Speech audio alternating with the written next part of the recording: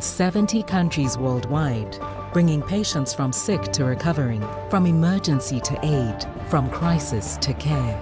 This life-saving care is made possible by a global movement of supporters like you. Thank you. Teachers are diverse, skilled leaders, innovating to prepare students for our fast-changing world. Teaching shapes lives. Are you ready? Explore teaching at teach.org, supported by the U.S. Department of Education and 1 million teachers of color. Missed your favorite show live on air? It's easy to find what you enjoy wherever you listen to podcasts, including Spotify, Apple, and Google Podcasts. And we're always streaming on TuneIn and the Civic Media app.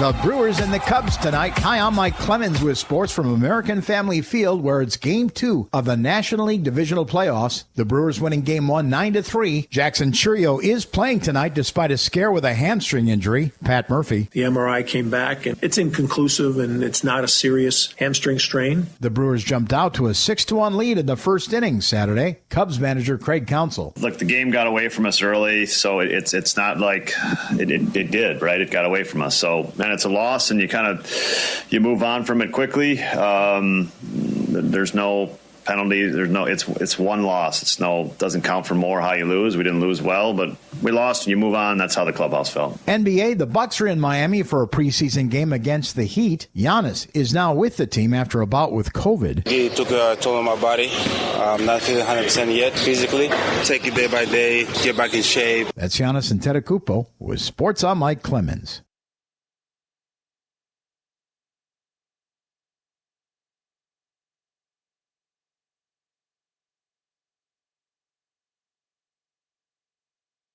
I'm meteorologist Mace Michaels. Maybe an evening shower, otherwise partly cloudy tonight, a low in the mid-40s. Sunshine for tomorrow, highs in the mid-60s. And highs in the low 60s with sun on Wednesday. Slight chance for showers on Thursday. Highs staying in the 60s. Currently 57 degrees. Not completing high school is more of a social thing than it was an academic thing. Even though all these years have passed, I still had that longing to have my diploma. At age 30, Carissa finished her high school diploma. If you're even considering getting your high school diploma, you can do it. No one gets a diploma alone. If you're thinking of finishing your high school diploma, you have help. Find free adult education classes near you at finishyourdiploma.org. That's finishyourdiploma.org. Brought to you by the Dollar General Literacy Foundation and the Ad Council. Is getting vaccinated on your to-do list? We can help you check that off. You've got this. Yes, you do. See how we've got you at yougotthis.usaging.org. A message from the Aging and Disability Vaccination Collaborative, powered by US Aging.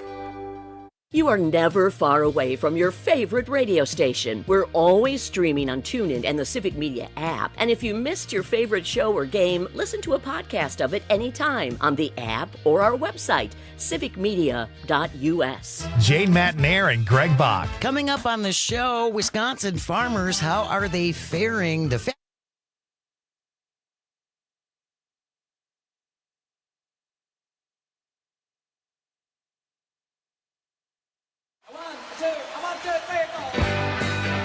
Broadcasting live from the Civic Media Studios in Green Bay, this is Nite Lite with Pete Schwaba, your inside source on everything entertainment from Wisconsin to Hollywood.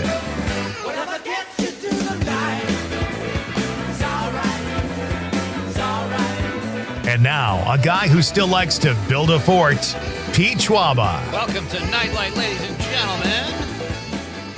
What better night to build a fort than on a beautiful fall night? This is absolutely fall. It has finally arrived. I don't know what it's like in your part of the state, but here in northeast Wisconsin, it's a little rainy, a little chilly. There's a smell of pine needles in the air. It's an absolutely beautiful evening. So happy fall, everybody. Welcome to Nite Lite. Great show tonight. Monday is finally here, folks, and I've got a terrific show for you tonight. Conrad Krieger is working the board tonight. How you doing, Con? You know, tomorrow it's going to be 97 degrees, right? You know what's so funny is last week we were talking about, I said, what a great week to have a bye. Like the Bears and the Packers both had a bye. I'm sure a couple other teams did too, but I'm like, all right, there's no football to watch. So we've got Cubs Brewers, though, and a gorgeous weekend. Well, the weekend was pretty damn hot. Yeah, it was. And the Cubs sucked. So it was not the weekend I had envisioned, but you must be happy.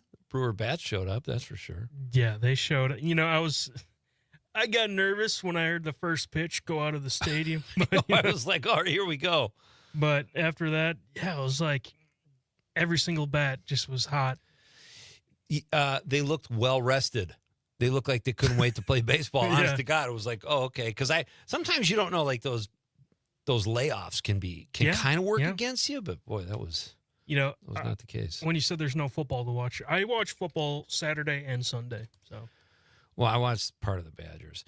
Let me ask you something. You shouldn't have watched that. That was bad. But that call that they overturned, there was not inconclusive evidence. I don't know if you know the one I'm talking about. Some guy's hand was right over the guy's foot.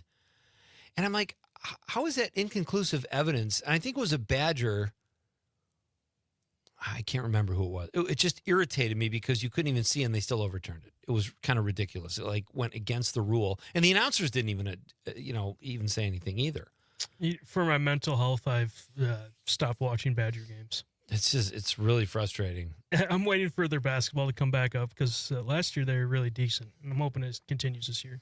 Yeah, we'll see. I've got a chai latte from the Keurig here. Yeah. Chai latte with oat milk. How do they put oat milk in there? What's that? Well, it's probably like condensed, I would assume, or the flavor, which is delicious. But this is like the perfect fall. I'm not even really a chai guy, but it sounded, kind of soul warming, if you will. It's lovely. Okay. Yeah. And there's no, they're closed next door, Oh. Just for today. Just for today? Just for today. The weather. Well, that's what I thought. I go, oh, no, I hope they're not. But they just shut it down because they're having I think they're probably replacing that freezer. We're talking about the place where Conrad and I get gelato 3 times a day. Shove our faces with it. So, exactly. So I'm rocking the chai latte instead. Hey, the phone lines are open, folks. 855-752-4842, 855-75-CIVIC. Be part of the show. Comment on what we're commenting on. And we love it when you guys participate here on Nite Lite every night. I had a pretty good weekend, though. I did watch. I was just so bummed out sports-wise because of the Badgers and then the Cubs-Brewers game. So I watched Highest to Lowest, the Spike Lee movie that stars Denzel Washington. And I got to tell you, it got like a 90-something on Rotten Tomatoes. And I was very excited to see it because of Spike Lee and Denzel Washington.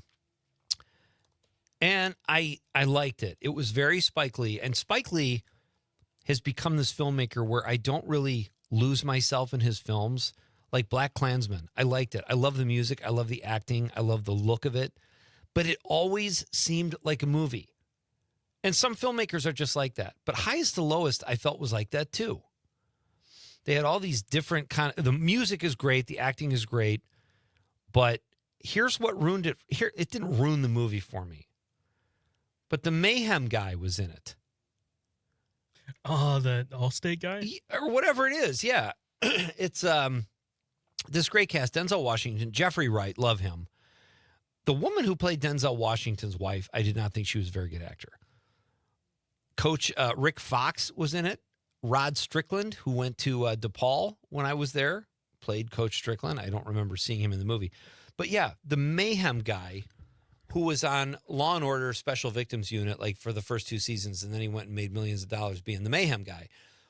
Why do you cast him in your movie? Like, he's the Mayhem guy. I could not get past that. And my wife's like, well, he's a good actor. I'm like, I know he's a good actor, but the minute you become a spokesperson for a brand or an insurance company, there's a million other actors you could have cast in that role. Where I don't go, he's the Mayhem guy. There is, I would say the same thing. It's so like weird. When you get to that point where you see him almost every day when you're watching TV, it's like, how can you get past that and be like, I can't see this guy as this character or whatever. I couldn't. And like, if you're going to use him, put him in a movie and let him be on the screen all the time so you can kind of readjust and he buries himself in this role. But he was like one of the secondary cops and kind of a hard ass. And I'm like, that's the Mayhem guy. Why am I listening? The ceiling's going to fall on him right now, or he's going to knock a vase over or something. It was just such an odd choice. And I'm like thinking he must be like Spike Lee's friend. I don't know. It was just an odd choice. And then, I don't know. I kind of like Spike Lee, but sometimes he kind of loses me a little bit. But Denzel Washington was great, and it was good. It was based on a Kurosawa film, I think of the same title. And I did dig it, but I didn't love it. I don't know. It's kind of slightly let down. All right, so here's the idea for your next movie, okay? You get all the spokespeople. Flo. Flo. The lizard. This Jake from State Farm. Yes. And you all cast them, and it's like all of them clashing against each other, so you will win. Wow, that's really interesting.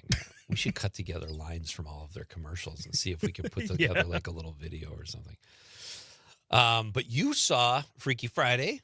Freakier. Did Freakier Friday. Did you have to, did you feel a little duded out by football? So you were like, I got to watch Freakier Friday. Well, I really did enjoy the Freaky Friday when I was younger, so I was like, yeah, why not give it a shot? And I regret watching the movie.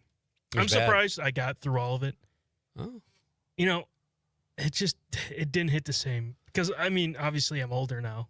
Right. And all the stuff that happens in it couldn't happen. So it kind of feels like it's Suspend your disbelief. I don't know. It goes like, is it supposed to be real? Or is it supposed to be like, not, it's like they switch bodies. But then the rest of it's like playing it off like, oh, this could be real. Yeah, I get it. I probably won't see that now. I would have seen it like when it first came out opening weekend just because I was curious. But I feel like those are so tired, some of those body swapping or especially when they wait that long to make a sequel. It's like, really? How far down the list? I mean, don't try to sell it to us now like you got to see this. No, you would have done that 20 years ago. I just, maybe if you're a family that has some young children, maybe maybe you watch both. But yeah, if you're young adult like me, I didn't like it. All right, fair enough. Hey, I think it's time we get to our Nightlight Monday night Nightlight question of the night. Let's talk about the question. Okay, question. Question. Pregunta. Question. Question. Okay, I have a question. Questions? This question. Domanda. Question. Questions. All right. What movie character best describes your personality? Boy, you could go crazy with this one. What movie character best describes your personality? Who do you relate to? Or do you wish you related to? Have fun with it, folks. 855-752-4842, 855-75-CIVIC. You can drop us a text on the app or a stream comment if you're watching the radio on YouTube, Facebook, or X. Did you answer this? Did we get social media responses? Yes. What did you say? Well, I had to say Dr. Smolden Bravestone. Who the hell's that? Seriously, who is that? I don't know who that is. It's Dwayne The Rock Johnson. Oh, for God's sake. You have such a man crush on this guy. He's just such a good actor. I just, it's the only thing I watch is just his films every day. I was surprised this new smashing machine he's in. He drops, 100 pounds, 80 pounds or whatever for the role. Impressive. Committing. I love it. He makes really mediocre movies, I feel, but then he makes this and he really throws himself into it. And he got a 10-minute standing ovation in France at Cannes, and it kind of was a disappointment here. And the reviews were good. I think it got 70s on Rotten Tomato, but I'm starting to think maybe the huge response he got was because they were surprised or like, oh, wow, like he wasn't mediocre, like he was good. But that doesn't mean the movie's good. So I am curious to see it. It opened with like $6 million at the box office. It was one of two movies that cracked the top 5 this weekend. The other one being Taylor Swift. Taylor Swift, I like her, but oh my gosh, what she could film herself doing chores and put it on the big screen, and people would watch it. Yep. And they go, what a masterpiece. She just, look at her. She's a normal girl. She sweeps. She wipes the counters, which she probably doesn't. I love her. But honestly, she could do anything. And it's not, she's crazy talented. But how is that the number one movie? Like, you got this amazing movie out there in one battle after another. And that slipped to number 2. But Taylor Swift owns the world right now. So, anyway, but let us know. Maybe Taylor Swift. Is that the movie character that reminds you of yourself? I'm going to say Harpo Marx, because sometimes I like to feel really playful. I like to mess with people. And I don't know. I love Harpo's spirit. It's either that or RoboCop. I'll go with Harpo. What about you, Con? Well, you know, I said it, Dr. Oh, you did Smolder, say that. I'm Brave. sorry. I couldn't pronounce that. If It's from Jumanji. Was The Rock in Jumanji? Not the original, but the remake. That's right. Okay. Yeah. Jack Black, Kevin Hart. Yeah. Yeah. That's a cast of characters. I could say any Kevin Hart movie, too, because he's short, and so am I. You're short? How short are you? What's your height? Like 5'8" and a half or something. You're 5'8"? Mm-hmm. Oh, I thought we were like the same height. I tower over you, dude. That's because you're a mountain of muscle. I'm a mountain of muscle. Well, there's no question about that. Danny Wheels on social media says Walter Mitty from The Secret Life of Walter Mitty. He's kind and accommodating on the surface with an imagination searching underneath. Yeah, that's a good one. Thank you, Daniel. Our pal Mike Desitel on social media says, Jake's thug number 3 from The Godfather of Green Bay. To be honest, I think I've been typecasted. I thought you played thug number 2, Mike. I do remember Mike had to leave. We were filming, and he was one of Jake's henchmen. And I think his mom got ill or something. I was like, where's Mike? Like, he just was awesome in it. And he looked the part, and he was the guy crapping in the woods, and he was so funny. And then he had a family emergency, but very spot on, Mike. All right, so let us know the answer to our question tonight, folks. Be part of the fun. What movie character best describes your personality? When we come back, I'm going to tell you who's on the show tonight. We got a really fun lineup, and there's a little sports talk with our favorite sports, our sports authority. I'll just tease you with that. We're coming right back. It's Nite Lite with Pete Schwaba on the Civic Media Radio Network. Oh, you got the comforts of home, a nightclub too. In the basement, down in the basement. There's no cover charge a fee, and the food and drinks are free in the basement. Go, child, you go ahead, yeah, in the basement. That's where it's at. That's where it's at. Go in the basement. That's where it's at. Oh, in the basement. That's where it's at. 97.9 WGBW and WGBW.FM. With locations in Appleton and Oshkosh, Insight Eye Care has been serving the Fox Valley since 1972, offering comprehensive eye care services. Their doctors also share a special interest in treating chronic dry eye disease, providing specialty contact lenses, and expert pediatric eye care. Find Insight Eye Care on North Sawyer Street in Oshkosh and Chain Drive in Appleton, improving lives by improving sight with quality eye care for everyone in your family. Insight Eye Care. Visit wiinsight.com to schedule your eye exam today. Here's a dose of reality. Driving under the influence of prescription painkillers is just as illegal and just as deadly as driving drunk. In fact, there are nearly 2,000 drug-related crashes every year in Wisconsin. Help prevent drugged driving, and let's achieve 0 preventable deaths on Wisconsin roadways. Driving on pills kills. Sponsored by the Wisconsin Departments of Health Services, Transportation, and Justice. Doctors Without Borders is delivering life-saving medical care where it's needed most in communities around the world. From bandaging war-wounded patients in Sudan to providing clean drinking water in Haiti, we're in more than 70 countries worldwide, bringing patients from sick to recovering, from emergency to aid, from crisis to care. This life-saving care is made possible by a global movement of supporters like you. Thank you.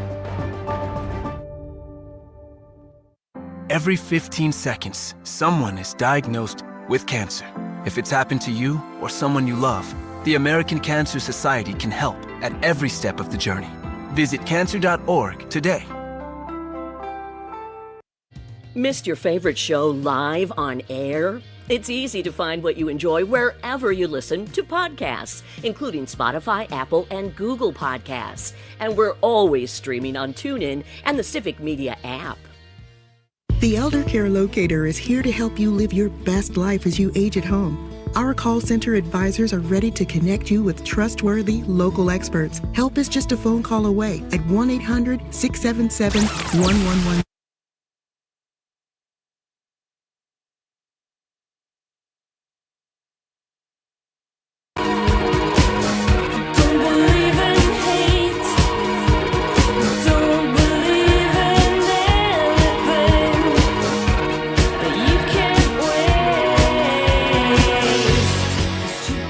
Welcome back. Oh, a little garbage. Love that song. I'm Pete Schwaba. This is Nite Lite. Great to have you with me, folks. It's finally Monday, so we can come together and talk about all the things that make us happy. Movies, TV, sports, which we will do at 7:05 with our pal Mike Clemens. Civic Media Sports Authority will join us and tell us what we need to know, what we can expect in Game 2 and beyond. And what do you think Mike's take? Should we ask him about the Badgers, or why should we not even go there? He does got some good news. He does got some good news about Jackson Churio tonight, though. Okay, I don't know who that is, so you might have to help me out here. Oh, really? All right. Who is that? Jackson Churio? Who is he? The Badger? He's a Brewer. Oh, okay. What? I don't. I started following baseball like a month ago. Oh, yeah, that's true. Yeah, you follow kind of fall baseball. Fall baseball, yeah. If my team is alive and my team is barely alive. He's a Brewer, and you have good news. So what does that mean? Well, he went out last game, I believe in like the 4th or the 5th inning with a hamstring injury. Okay, yeah. Yeah. And he's okay. Well, we got to see. Okay. Just a little tease. Still let Mike Clemens say. That's what they call a tease in radio. All right, so Mike will be here at 7:05 after we start Act 2 and recap the show. Coming up at 6:35 in just a few minutes, our pal Katie Compton from the Mulva Cultural Center here in Green Bay. I love that I didn't even know anything about this museum until Katie came on the show like 3 months ago or 4 months ago. And they have some incredible exhibits. And she's going to tell us about one they have going on right now. I just love it, and I've got to get over there and check it out. But they have so many cool things going on at the Mulva. We'll discuss all of that with Katie at 6:35, Mike Clemens at 7:05. And then a new friend of ours, Derek Pfister, will be here from Chair on Stair Films. He's going to talk to us a little bit about filmmaking here in Wisconsin and what he's working on. So a little independent movie talk, too, coming up later in the show. That'll be fun. Our question of the night is, what movie character best describes your personality? I said Harpo Marx. Conrad said something I can't pronounce. Dr. Smolden Braven. No, I can't even remember it. It's just rock related. Yeah, it's okay. I think he looks like me a little bit. Dwayne Johnson? Yeah. Yeah, I could see that. You're 5'8", he's 6'7". He's actually a mountain of muscle. He is actually a mountain of muscle, although less so now. Mountain of pebble now? He's not as big as he was, that's for sure. So you got to, what are you thinking for tonight? In terms of the game. Oh, do you have a prediction? Oh, I thought you were going to say, what rock movie am I going to watch? Yeah, you're going to fire up a rock marathon. What, no, well, the Brewers, the Cubs have a pitcher who's really struggled going tonight. Yeah, I believe he's 1-3 or something like that against the Brewers. Yeah. So, but it's whatever. Stats are nothing. It is, it's playoff baseball. All right, fair enough. So everyone's coming hot, and it looked like last game the Cubs were going to start off like that, but it just switched pretty quick. But I feel like this game's going to be pretty close this time. I feel like the Cubs are like, we can't You win. are such a Brewer fan. You guys all say that. You all say like, I'm really nervous about this here. Like you're setting yourself up to, and then the first thing when I walk in, see that game the other day? Like you're like from low to high so fast. All right, you know how many times this team has made me sad. Listen, I get it. I'm just, yeah, I get it.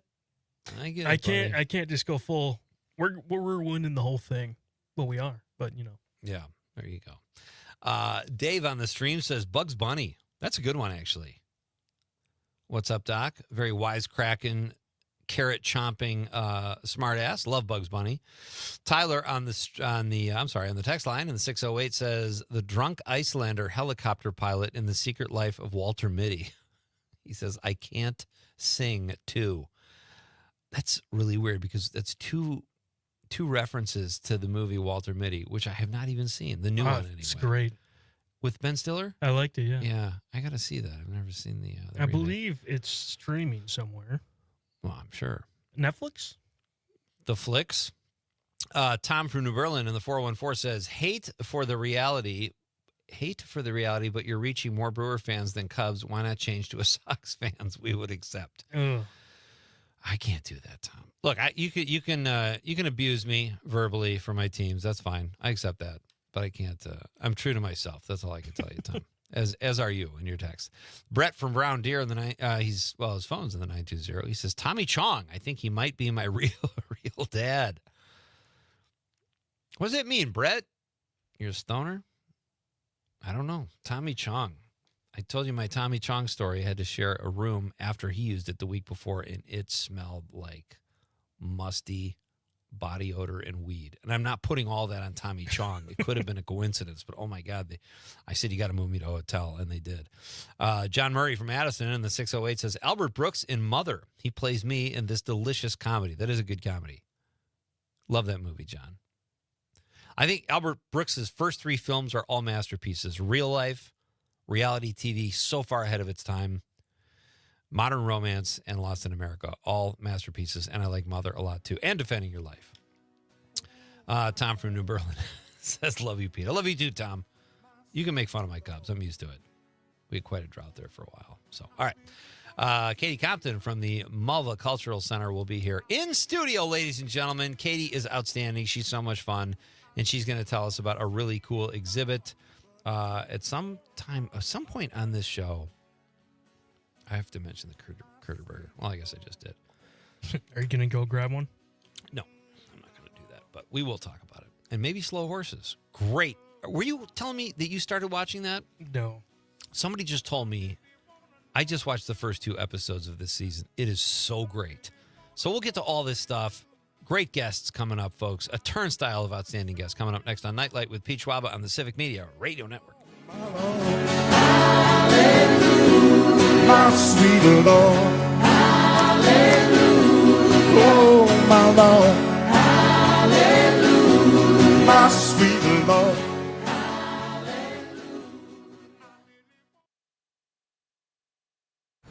From Denmark to De Pere, this is 97.9 WGBW.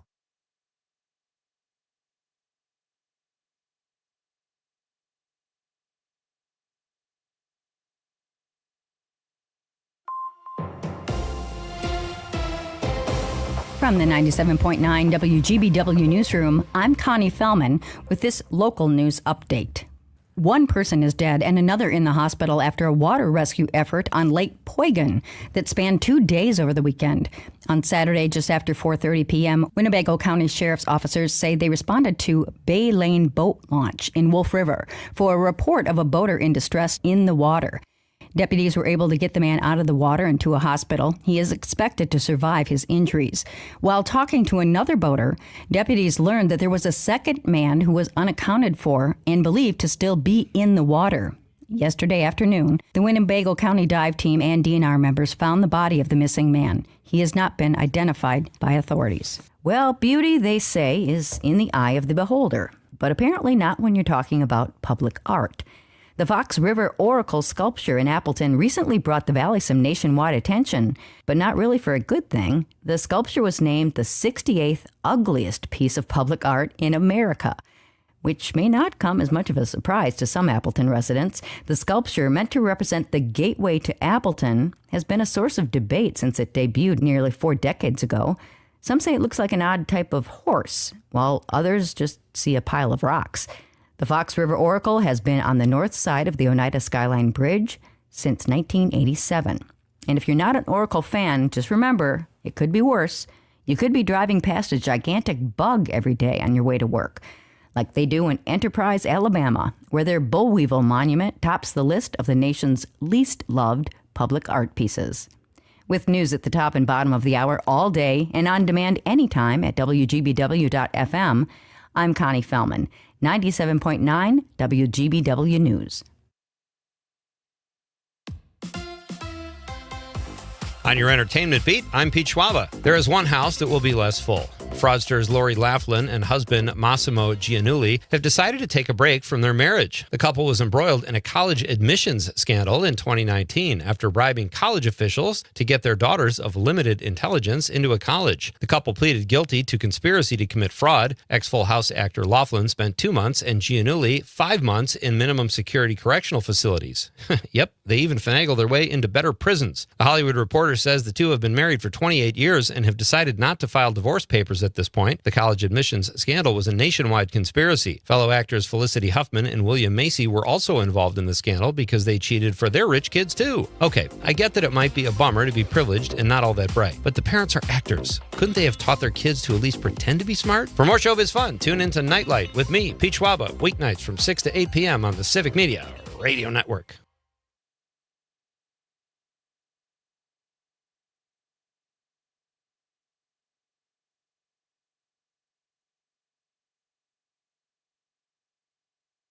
I'm meteorologist Mace Michaels. Maybe an evening shower, otherwise partly cloudy tonight, a low in the mid-40s. Sunshine for tomorrow, highs in the mid-60s. And highs in the low 60s with sun on Wednesday. Slight chance for showers on Thursday. Highs staying in the 60s. It's 55 right now. Not completing high school is more of a social thing than it was an academic thing. Even though all these years have passed, I still had that longing to have my diploma. At age 30, Carissa finished her high school diploma. If you're even considering getting your high school diploma, you can do it. No one gets a diploma alone. If you're thinking of finishing your high school diploma, you have help. Find free adult education classes near you at finishyourdiploma.org. That's finishyourdiploma.org. Brought to you by the Dollar General Literacy Foundation and the Ad Council. You are never far away from your favorite radio station. We're always streaming on TuneIn and the Civic Media app. And if you missed your favorite show or game, listen to a podcast of it anytime on the app or our website, civicmedia.us. Being blind doesn't look how others may think. Retinitis pigmentosa aimed to overwhelm my family. It tried to cut me down. I know where to find support. Learn more at fightingblindness.org. A public service message from the Foundation Fighting Blindness. Jane Matnair and Greg Bach. Coming up on the show, Wisconsin farmers, how are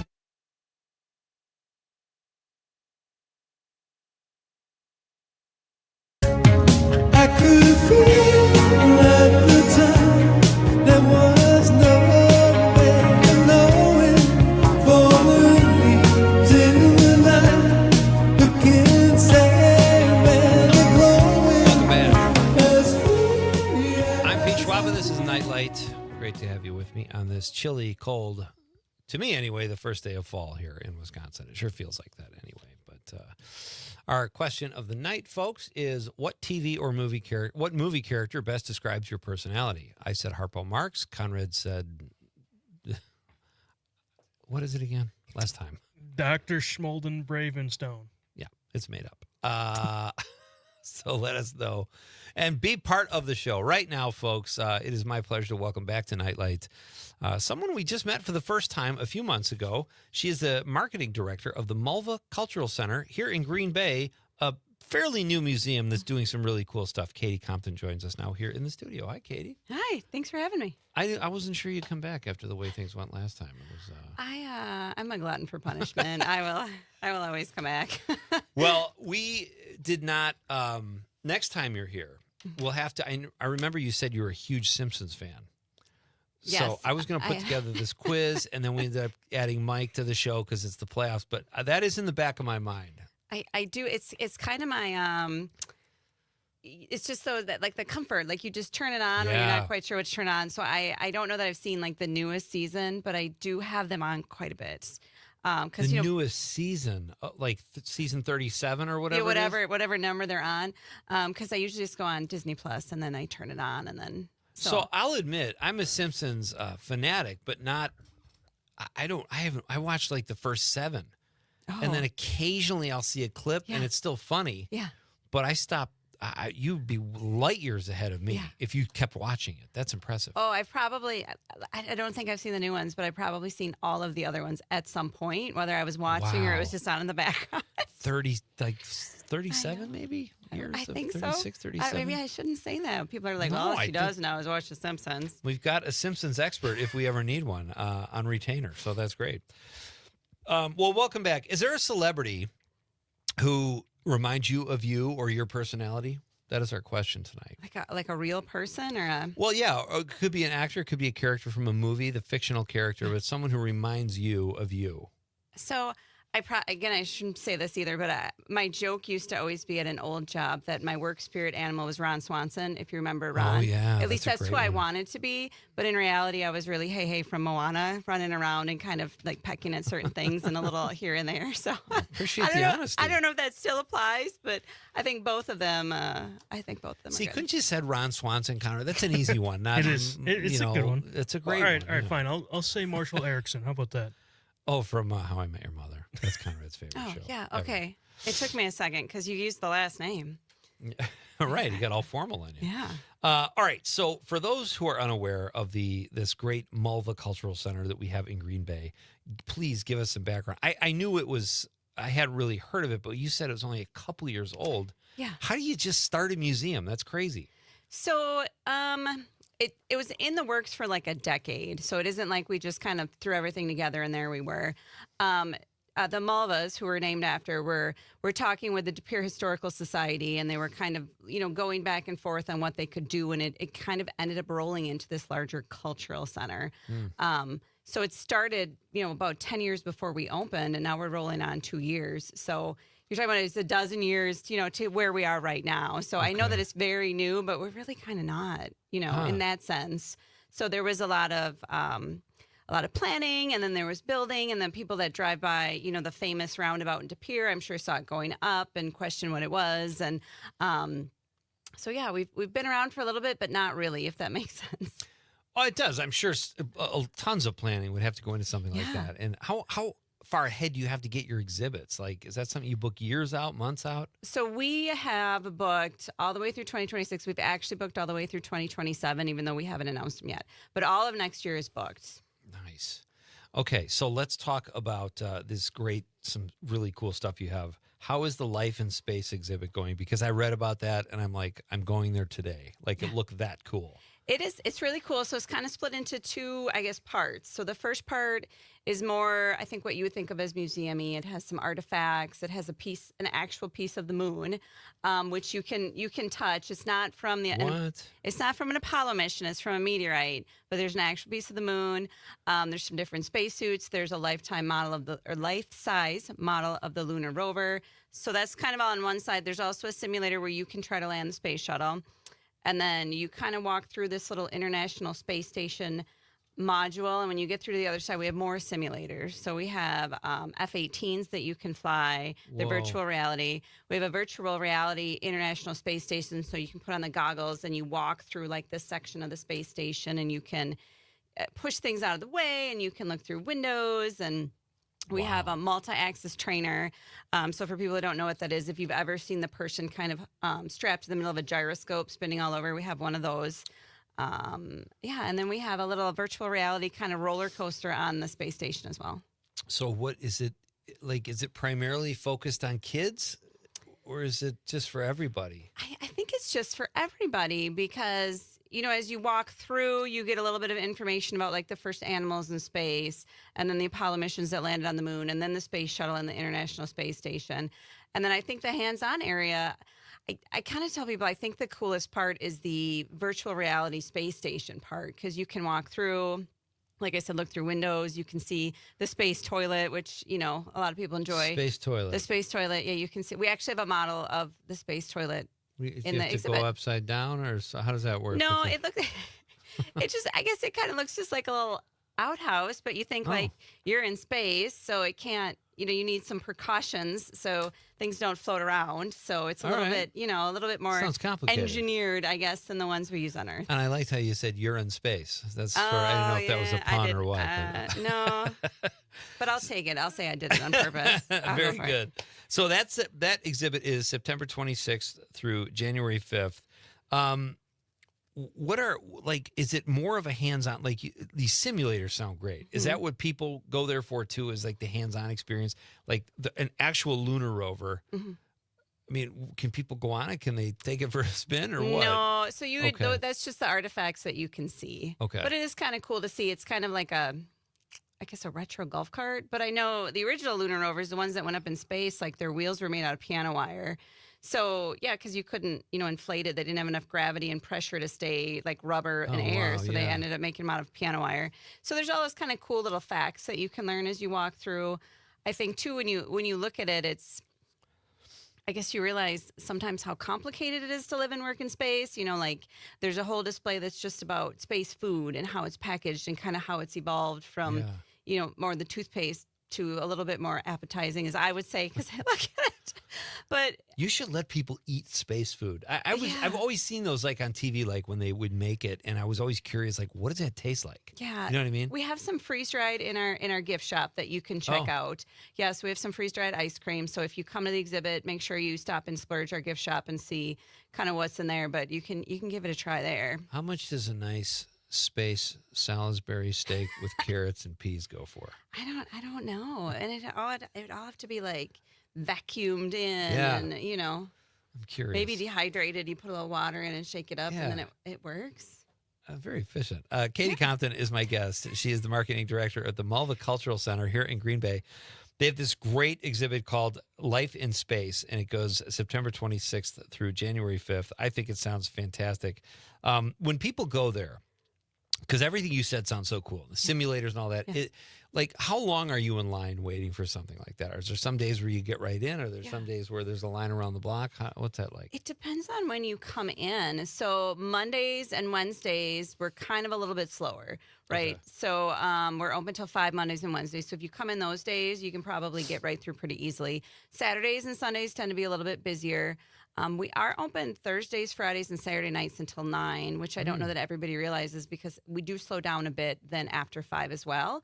So, if you come in then, you're probably going to get in and have a little bit more time with everything, a little bit less lines. How much does it cost to get in? So you can get into the center itself for free, and we always are stressing that. Like, we always have an exhibit that's free downstairs. It's an art exhibit. To get in the exhibition Life in Space, it's going to be $20 for adults. It's $10 for kids. And then there's discounts for like seniors and for military. Very cool. What museums do you like? Like, where did you like going before you had this gig? Is this your first museum gig? It isn't. It's like my third. Oh, really? I was at the Children's Museum in Appleton for a little bit, and then actually, I tell people in a different life, I actually worked at the U.S. Space and Rocket Center in Huntsville, Alabama. Oh, wow. Yeah, I worked at Space Camp. Was that fun? That seems like it would be a blast.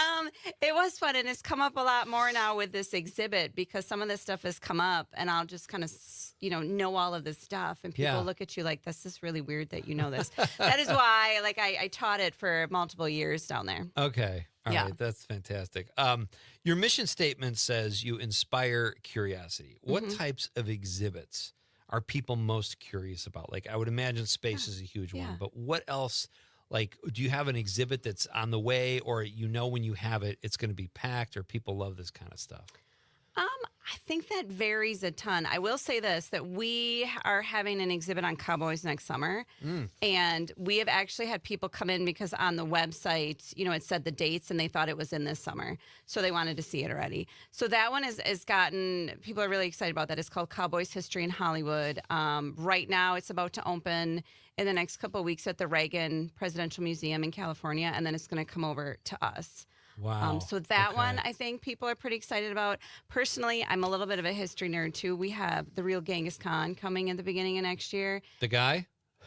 Well, what do you mean the real Genghis Khan? About him. Okay.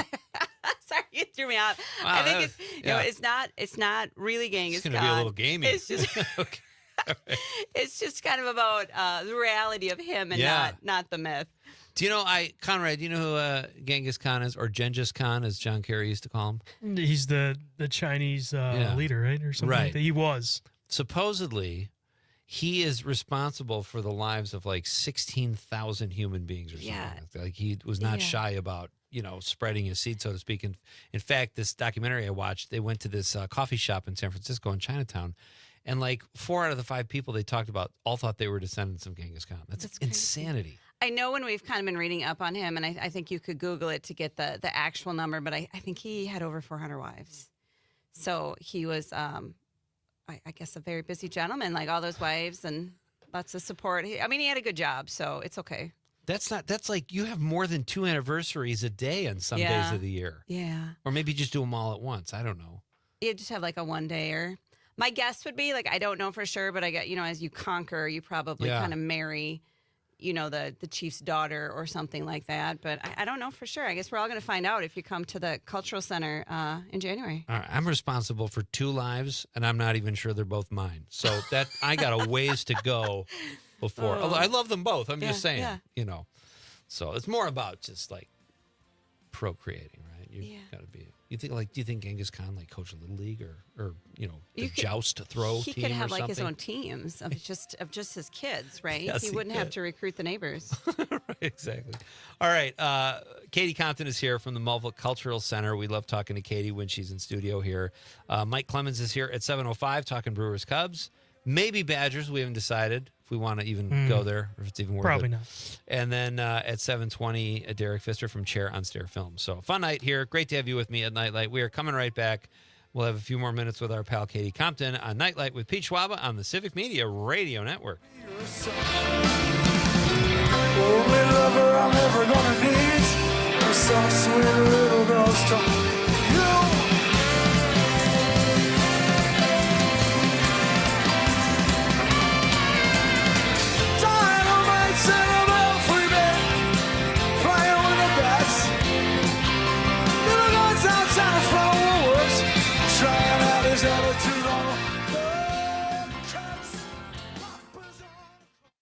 Wisconsin as a fish fry on a Friday night. This is the Civic Media Radio Network.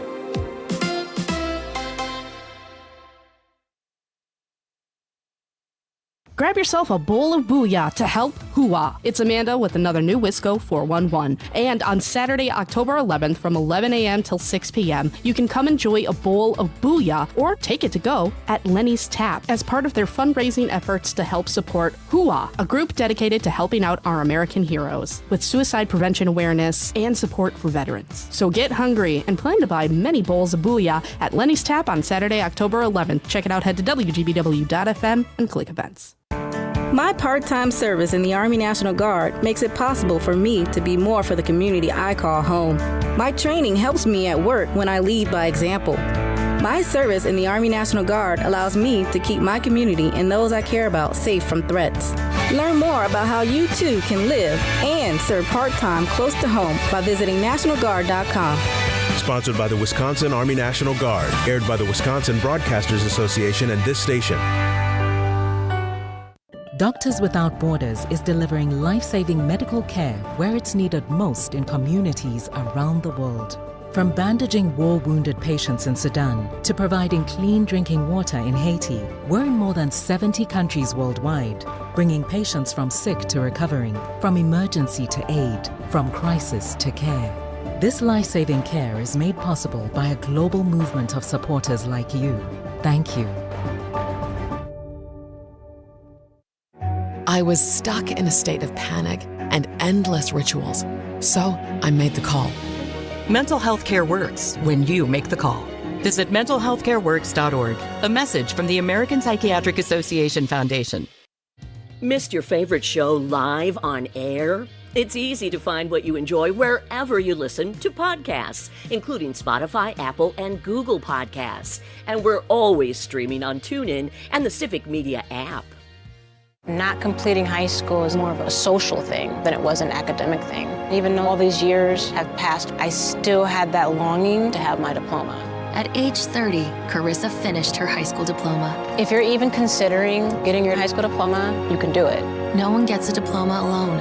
If you're thinking of finishing your high school diploma, you have help. Find free adult education classes near you at finishyourdiploma.org. That's finishyourdiploma.org. Brought to you by the Dollar General Literacy Foundation and the Ad Council. We are the National Park Foundation, and together with you, we're creating a future where every person, every generation, gets their chance at an unforgettable moment. Learn more at nationalparks.org/foundation. You are never far away from your favorite radio station. We're always streaming on TuneIn and the Civic Media app. And if you missed your favorite show or game, listen to a podcast of it anytime on the app or our website.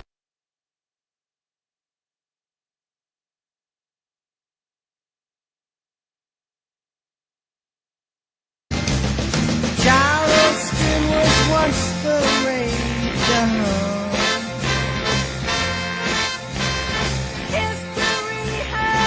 Welcome back. This is Nite Lite with Pete Schwaba. Great to have you with me on this Monday night. Mondays are my favorite, folks, because the long, horrible weekend is finally over. Oh. And I get to be here. Did I just offend you? Oh, thanks a lot, Pete. We had a big weekend display coming into the museum this week. No. How great are weekends?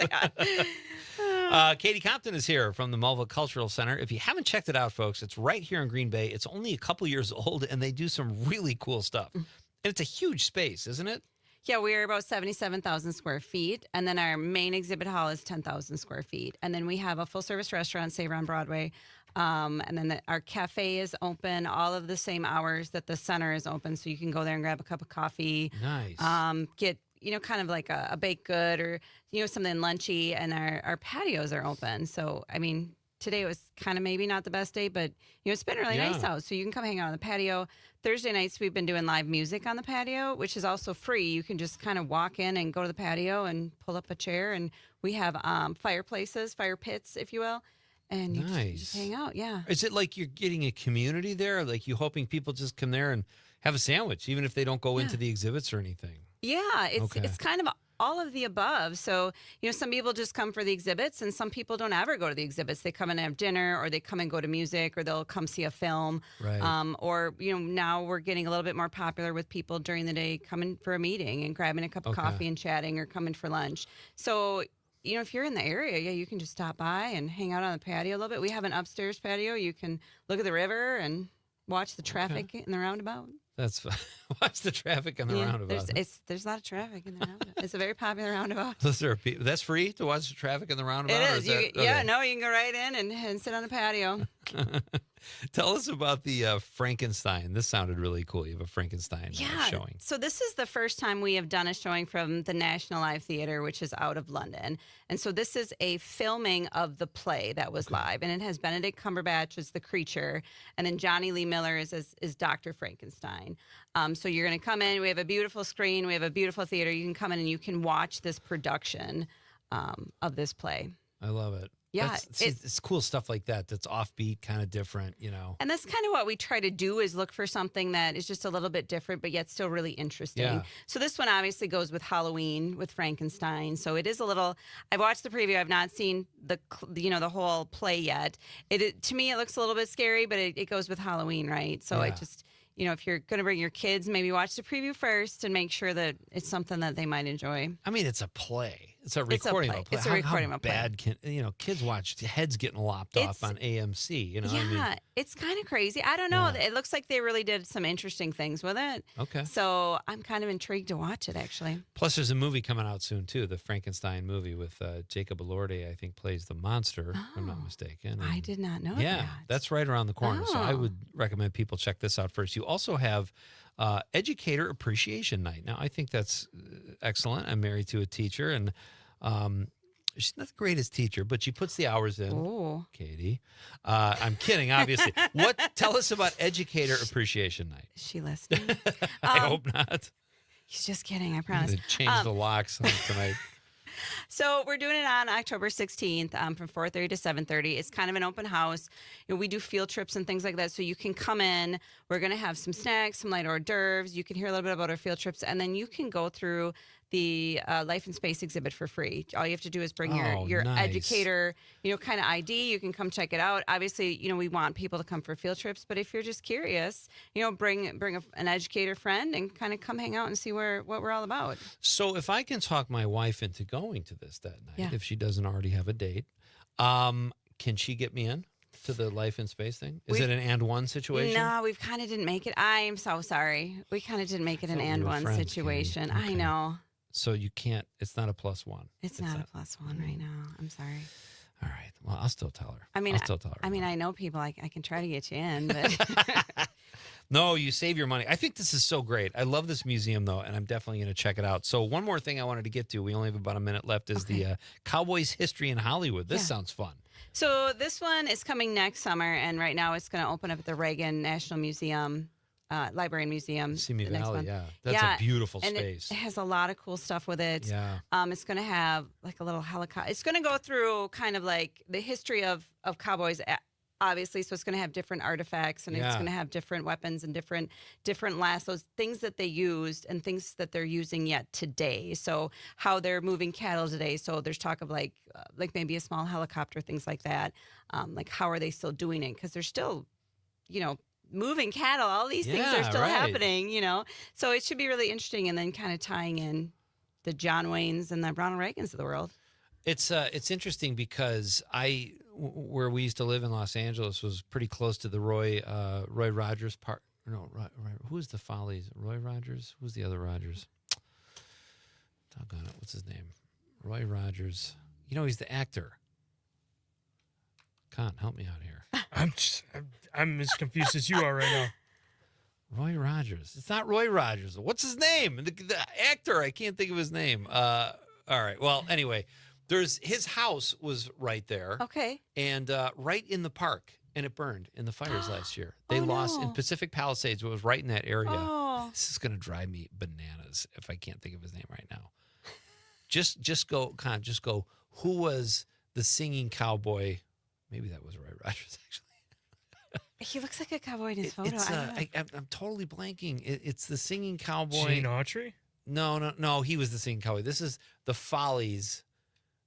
Oh, it's going to bother me. Damn it, Pete. All right. Anyway, Katie, this is so fun. You're a blast. I love when you come in. Your museum sounds absolutely amazing. I hope everybody listening checks it out because, listen, we all need to be a little smarter.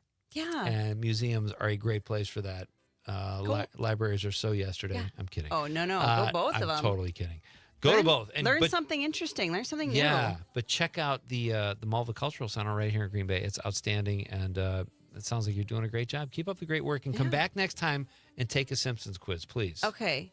All right. I know you've only seen 35 of the 37 seasons, but we'll figure it out. Katie Compton, ladies and gentlemen, check out the Malva Cultural Center here in Green Bay, and we are coming right back after intermission for Act 2, and kicking it off will be Mike Clemens. It's Pete Schwaba and Nite Lite on the Civic Media Radio Network.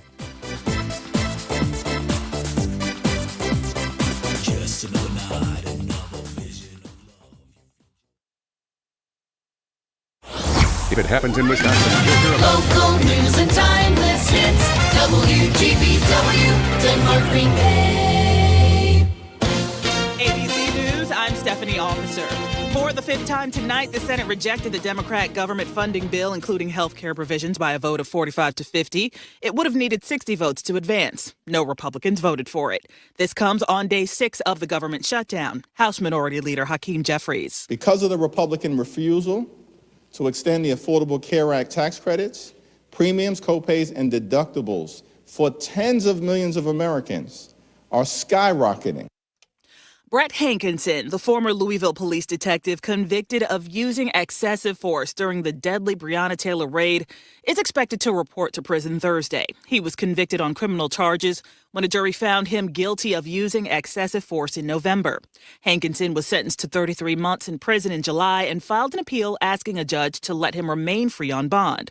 Well, today, a U.S. district judge denied that request. This is ABC News. A man is in custody in Washington state, accused of breaking into the state capitol and causing extensive damage, even setting fire to an historic room Sunday night. Washington state police say there is no indication it was politically motivated. It appears a man was experiencing a mental health crisis. The entire incident lasted about 10 minutes. The man allegedly drove onto a flower bed outside of the state capitol and broke in, carrying 2 hammers, damaging equipment and artifacts along the way, and he allegedly set a fire in the state reception room. He was arrested as he came out of the Capitol, and the man is now charged with burglary, arson, and malicious mischief counts. Alex Stone, EBC News. Chip maker Advanced Micro Devices today announced a multi-billion OpenAI a significant stake in the chip maker. AMD stocks soared on Wall Street by more than 30% after news it will provide high-performance chips to build up the company's computing infrastructure. I'm Stephanie Officer, ABC News. Doctors Without Borders is delivering life-saving medical care where it's needed most in communities around the world. From bandaging war-wounded patients in Sudan to providing clean drinking water in Haiti, we're in more than 70 countries worldwide, bringing patients from sick to recovering, from emergency to aid, from crisis to care. This life-saving care is made possible by a global movement of supporters like you. Thank you. Small businesses are the heart of America. As the nation's largest nonprofit resource of expert business mentoring, SCORE has helped millions of entrepreneurs build their businesses for free. Find a mentor today at score.org. Missed your favorite show live on air? It's easy to find what you enjoy wherever you listen to podcasts, including Spotify, Apple, and Google Podcasts. And we're always streaming on TuneIn and the Civic Media app.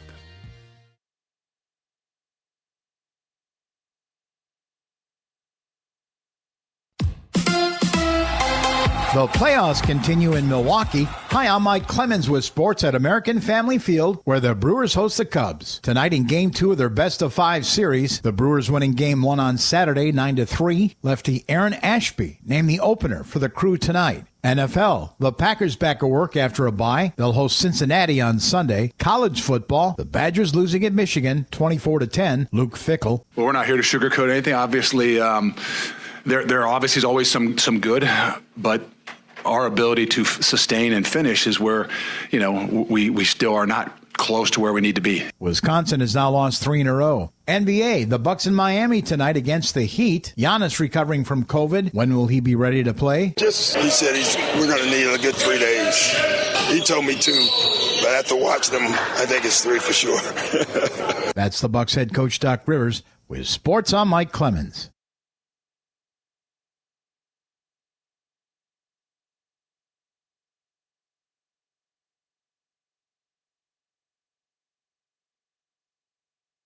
I'm meteorologist Mace Michaels. Maybe an evening shower, otherwise partly cloudy tonight, a low in the mid-40s. Sunshine for tomorrow, highs in the mid-60s. And highs in the low 60s with sun on Wednesday. Slight chance for showers on Thursday. Highs staying in the 60s. It's 55 right now. Jane Matnair and Greg Bach. Coming up on the show, Wisconsin farmers, how are they faring? The fabulous farm babe Pam Yonke will join us in hour number 2. Don't miss it. Matnair on air, weekday mornings 9 to 11. Not completing high school is more of a social thing than it was an academic thing. Even though all these years have passed, I still had that longing to have my diploma. At age 30, Carissa finished her high school diploma. If you're even considering getting your high school diploma, you can do it. No one gets a diploma alone. If you're thinking of finishing your high school diploma, you have help. Find free adult education classes near you at finishyourdiploma.org. That's finishyourdiploma.org. Brought to you by the Dollar General Literacy Foundation and the Ad Council. Teachers are diverse, skilled leaders, innovating to prepare students for our fast-changing world. Teaching shapes lives. Are you ready? Explore teaching at teach.org, supported by the U.S. Department of Education and 1 million teachers of color. You are never far away from your favorite radio station. We're always streaming on TuneIn and the Civic Media app. And if you missed your favorite show or game, listen to a podcast of it anytime on the app or our website.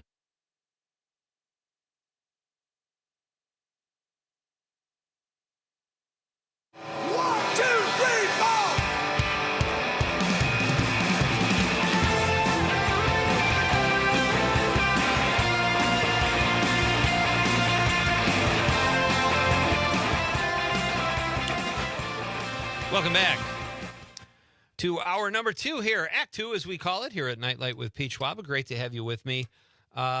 Folks, we are going to cut our recap short tonight because we have a very special guest. But tonight's tonight's question of the night is, what movie character best describes your personality? And maybe we'll do a quick recap of all the fun stuff you missed after we are done speaking with one of our favorite guests here. He is the Civic Media Sports Authority, and he is calling us, I believe, from the ballpark down there in what I like to call Milwaukee. Mr. Mike Clemens. Hey, buddy. How are you, Pete?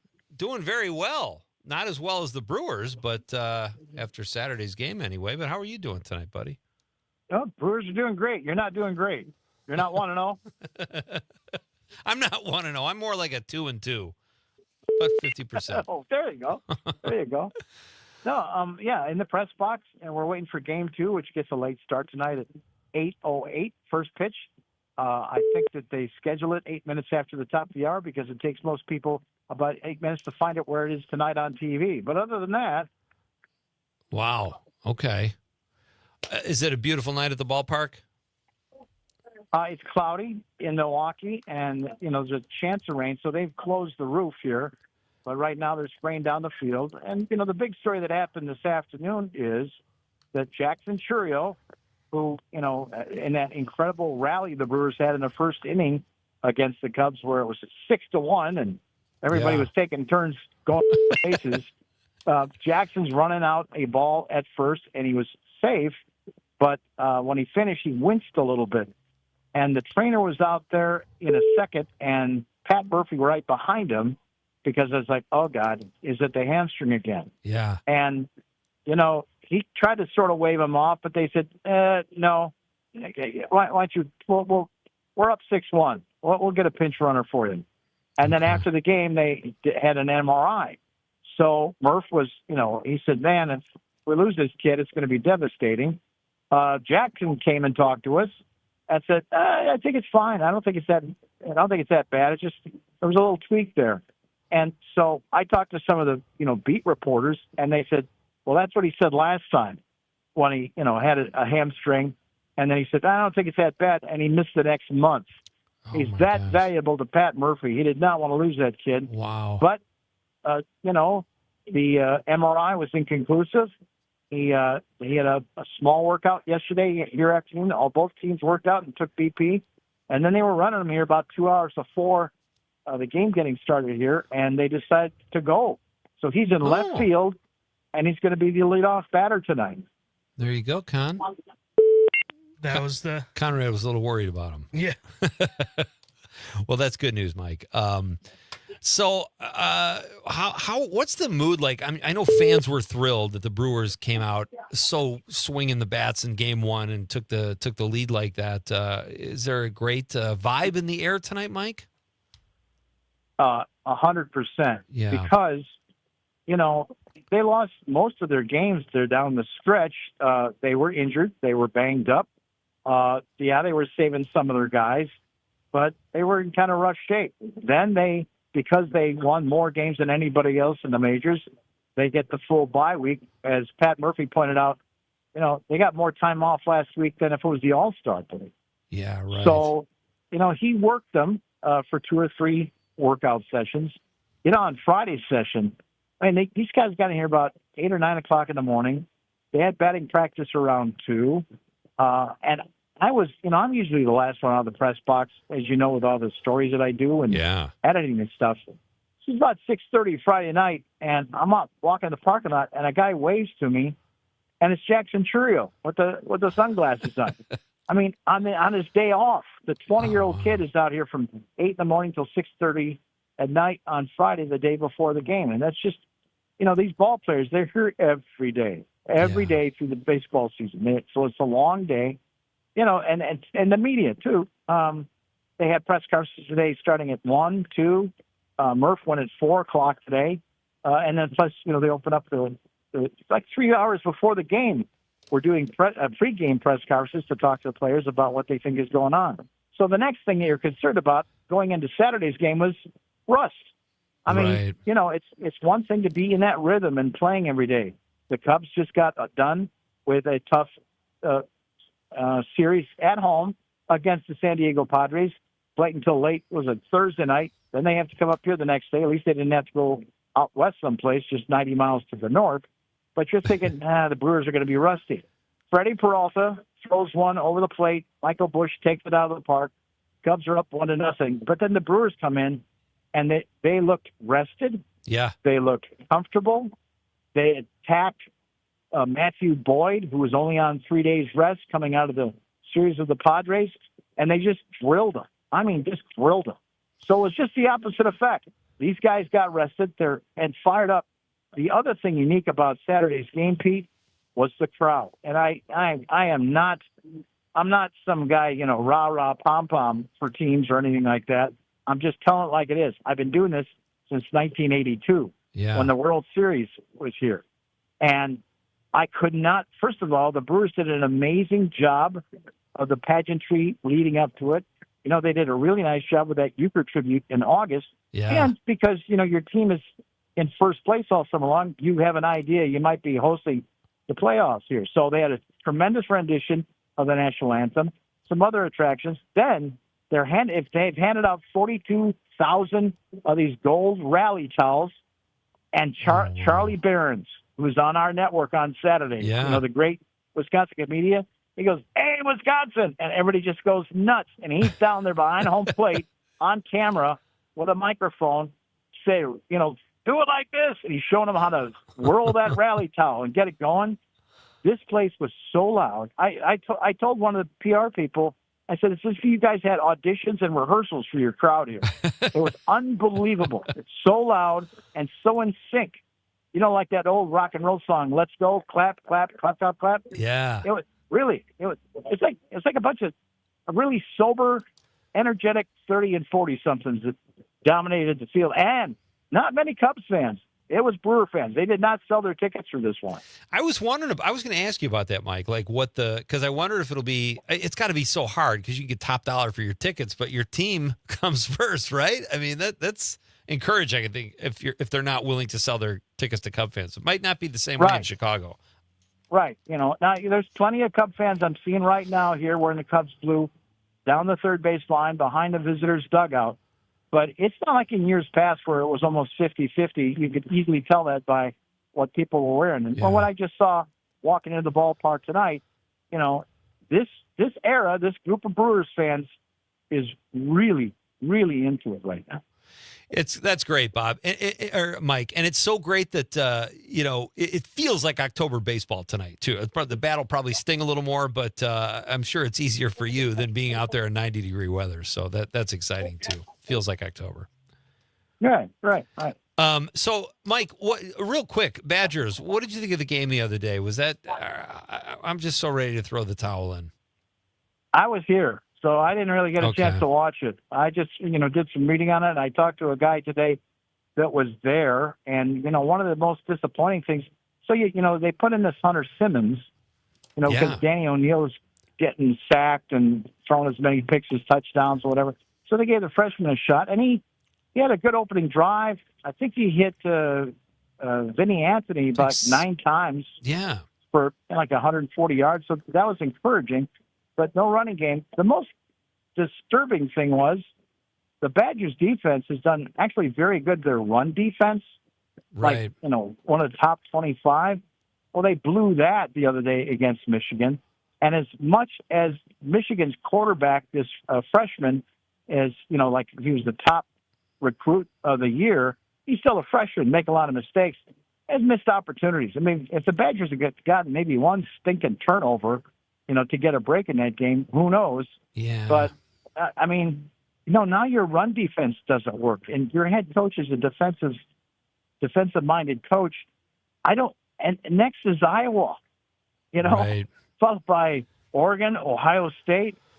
It could be really brutal here for the month of October. Yeah. I know. And I felt bad. Like the other day, it was like, it wasn't that much of a blowout. Like the Badgers kept it close despite all that, what you just said, but it's going to be a rough season. I can totally tell. But Mike, thank you for your time tonight. I know how busy you are, and I know what a great job you do out there. Have fun at the old ballpark, and keep us informed, pal.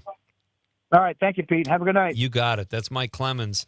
Civic Media Sports Authority. I almost called him Bob Uecker, Conrad. I heard that. I had yeah. Bob in my head, and I was like, oh, it's not Bob Uecker. It's Mike Clemens. So that's, the Brewers are fresh, and the Cubs are like kind of, he just said that their pitcher was on 3 days rest.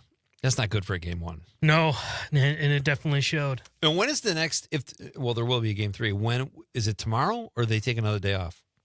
I think it would be tomorrow. Let me just double check that here quick. But you double check. I'm going to read a text. Tom from Monona 608 in response to our question of the night. What movie character best describes your personality?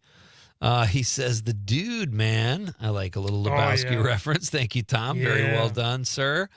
Let's go back to hour number 1. That was a fun hour, Conrad. It's in the books. It's history now. Yes, it is. Katie Compton's always so much fun. Yeah. I love when Katie's on the show.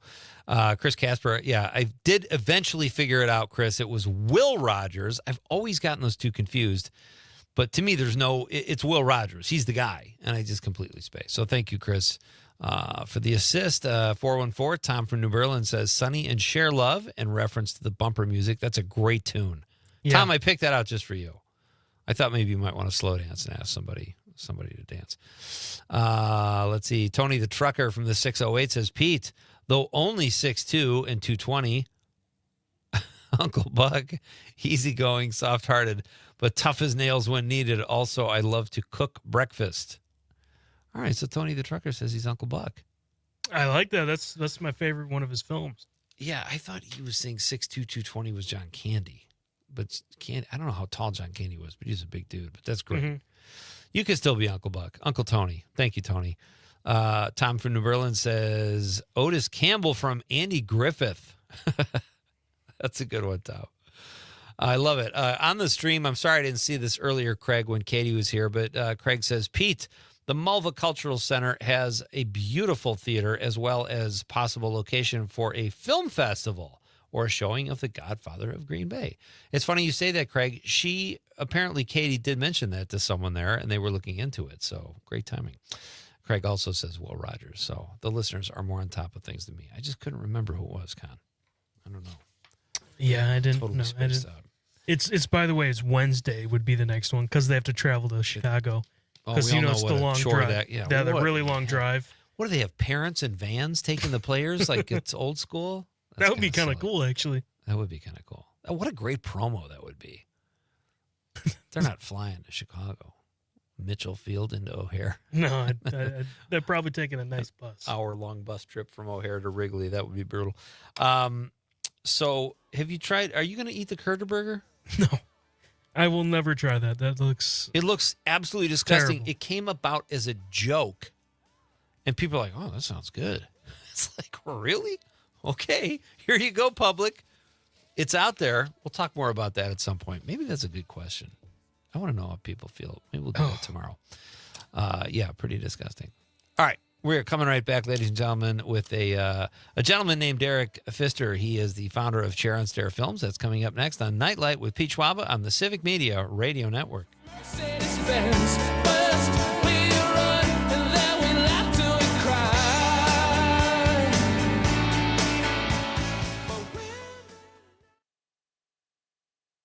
From Hobart to Bay Settlement, 97.9 WGBW. Appleton Cigar Company on College Avenue has been serving the community for over 25 years. If you are a cigar aficionado looking for a one-of-a-kind experience, you need to check out Appleton Cigar, which boasts the largest selection of cigars north of Milwaukee with over 706 cigars to choose from in a walk-in humidor. The Cigar Lounge offers an impressive variety of spirits and cocktails that pair perfectly with a premium cigar. For the full experience, come to Appleton Cigar at 415 College Ave, Monday through Saturday, 11:30 a.m. to 10:30 p.m. For more information, go to appletoncigar.com.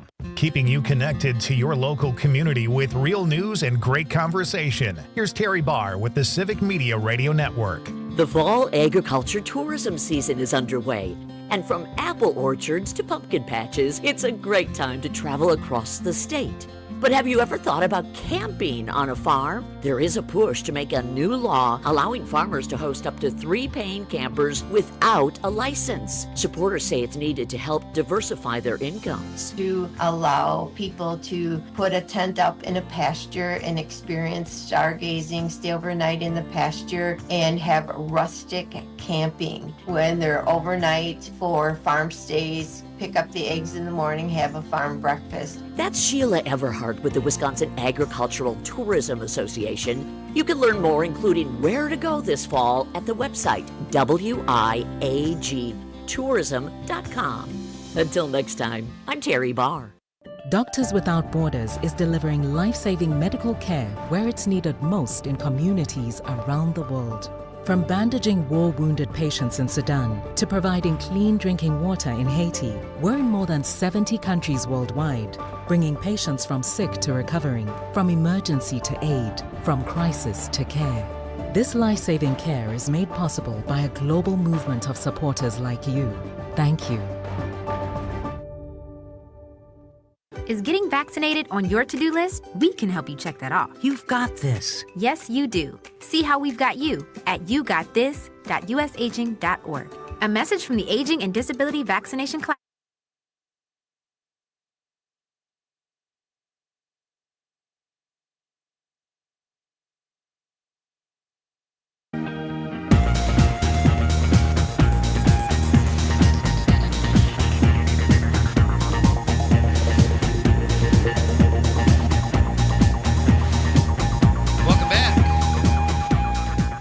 I'm Pete Schwaba. This is Nite Lite. Great to have you with me on this Monday night, folks. We are jamming here tonight. It's always fun. If you missed the first hour, Katie Compton was here. She is a blast. Check out our podcasts at civicmedia.us. You can go to Nite Lite with Pete Schwaba. All our podcasts are cataloged there, and Katie's interview was really fun. Great stuff coming up at the Mulva, and she always has lots to say. I got to check that place out, Con. It sounds fantastic. I'm surprised I didn't go when it was the Star Wars exhibit. Yeah. Mad I didn't go to that. I would have gone to that too. I think that sounds fantastic. We just spoke with Mike Clemens. Our question of the night is, what movie character best describes your personality? Let us know. Get in on the fun. We can still read your text on the radio. Plenty of time. It is now, this is kind of fun. I always love when we have new guests on, and our new guest here on Monday night is brought to you by Chicken or the Egg Photography. Chris specializes in food, event, music, and product photography for businesses across Wisconsin and the Midwest. See what he can do for you at chickenortheeggphotography.com. Chris is awesome, folks. Check him out. He's been on the show before, and no doubt he will be back again soon, but he does really great work. So go to chickenortheeggphotography.com and check it out. And with that in mind, said guest joins us now. He is a first-time guest here on Nite Lite and the founder of Chair on Stair Films, Mr. Derek Pfister. Hey, Derek. Hello. How are you doing? Good. How are you? Good. It's a pleasure to meet you virtually like this Sure. and be able to talk to you on your show. I've been seeing what you guys have been up to for a long time now. Oh, well, thank you for listening. You mentioned that in the email. I appreciate that. Thank you very Yeah. much. And you're in Milwaukee? Yes. Milwaukee, Waukesha area, like kind of in between both. Can you feel brewer fever out by where you are? Oh, yeah. Everywhere I go, driving through Brookfield out here in Waukesha, like people wearing their Brewers shirts, their hats, all that type of stuff. So I'm really excited to see that. It's bringing back that excitement from 2018 again. So I'm like, that was just an unforgettable year. Sadly, it didn't go our way leading up to what could have been a World Series. But, that's why we're here right now. Let's make it happen. That's right. And I will say, I know I've said this before on the show. I don't know if you're familiar with a movie called Just a Bit Outside, the story of the 1982 Brewers, where they went to the World Series and did not get it done then. But that movie was so popular in Wisconsin this summer. I wonder if people are feeling that, like they're kind of inspired by it. Like this is their year maybe. And this is a Cub fan talking about this. So it wouldn't be terrible to see a World Series victory for Milwaukee, especially after seeing Just a Bit Outside. Highly recommend it if you haven't seen it. But let's talk about your films and a little bit about Chair on Stair. Give us a little bit of your background, Derek. Yeah, absolutely. So I've been a filmmaker since I was a kid, all thanks to a buddy of mine introducing this big old JVC VHS camera during our Nice. childhood. And we did all these skits growing up with that camera until the thing died finally, thanks to us. So, and that really got me into loving working with a camera and just being able to feel comfortable even performing in front of a camera. And Sure. a lot of people think a movie got me into filmmaking and all that type of stuff. But no, it was really just being invited and being introduced to a camera and just escalated from there. I loved films before that, but being able to hold a camera, make your own skits, tell your own stories is what escalated to pretty much where I am here today as a filmmaker, doing everything I can to help out the community with what I can do with the camera. And where does the name Chair on Stair come from? Yeah, so it was originally the name of a fake production company that my brother used for a media project in high school. So back in like 2001. And I came across that VHS tape in the midst of me doing skits with a camera. And I watched the VHS tape. I saw what my brother did with his buddies, and it was pretty much a movie review show in their mind, where they would go out and see the current movies, which were really just their favorite movies, like Raiders of the Lost Ark or Apollo 13, which came out before they even, years before they even did this thing. Yeah. But their ultimate plan overall was to go see these movies and then come back to their little studio and review them, give it a pinkies up if they liked it, a pinkies down if they didn't like it. But if before like showing the clip of they wanted to show a clip of the movie before they talked about the actual movie itself, but it was really just them acting out a scene from that movie in a comedic way to really like draw in like people to watch it. And I fell in love with it even more. And that's what really drew me into it. I love the name Chair on Stair Films that they used with it. It was Chair on Stair Productions for theirs. I changed it to Films once I took it over from my brother. I gave it meaning. I'm like, if I'm going to use this, I want to actually give it meaning, not just be like, what does it mean? I don't know. It doesn't mean anything. But I'm like, if I'm going to use this, I want to give it meaning.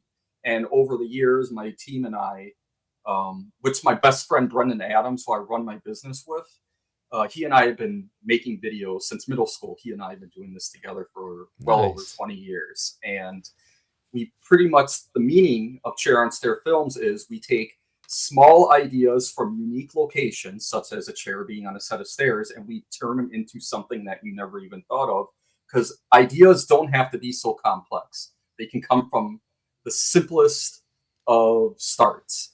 Right. So, and it's about taking those small things and turning them into something big, something that you never even imagined. So our goal as a production team is to take your small ideas that you have and actually make them a reality, no matter how big or obscure they are. But our goal is to turn them into something for you, whether it's for your business or for your actual personal projects. Love it. It does sound a little dangerous. That's all I'm saying. But we'll get into that. We're going to do a short break here for the news. Then I'm going to ask Derek why he likes filming in the Midwest so much. It's going to be a cool answer, and he's going to tell us about Next Frame, too. This is Pete Schwaba and Nite Lite. We're coming right back after the news on the Civic Media Radio Network.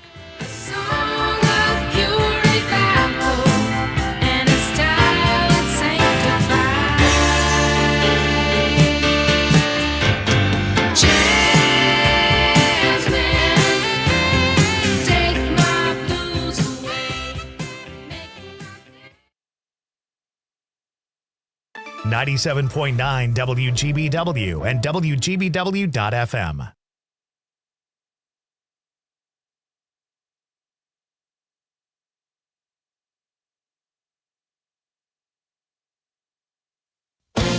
ABC News, I'm Stephanie Officer.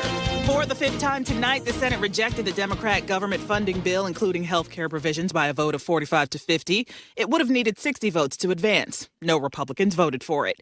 This comes on day 6 of the government shutdown. House Minority Leader Hakeem Jeffries. Because of the Republican refusal to extend the Affordable Care Act tax credits, premiums, copays, and deductibles for tens of millions of Americans are skyrocketing. Brett Hankinson, the former Louisville police detective convicted of using excessive force during the deadly Breonna Taylor raid, is expected to report to prison Thursday. He was convicted on criminal charges when a jury found him guilty of using excessive force in November. Hankinson was sentenced to 33 months in prison in July and filed an appeal asking a judge to let him remain free on bond.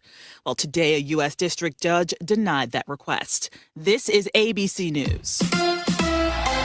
The playoffs continue in Milwaukee. Hi, I'm Mike Clemens with sports at American Family Field, where the Brewers host the Cubs. Tonight in Game 2 of their best-of-5 series, the Brewers winning Game 1 on Saturday, 9-3. Lefty Aaron Ashby named the opener for the Crew tonight. NFL, the Packers back at work after a bye. They'll host Cincinnati on Sunday. College football, the Badgers losing at Michigan, 24-10. Luke Fickell. Well, we're not here to sugarcoat anything. Obviously, there obviously is always some good, but our ability to sustain and finish is where, we still are not close to where we need to be. Wisconsin has now lost 3 in a row. NBA, the Bucks in Miami tonight against the Heat. Giannis recovering from COVID. When will he be ready to play? He said we're going to need a good 3 days.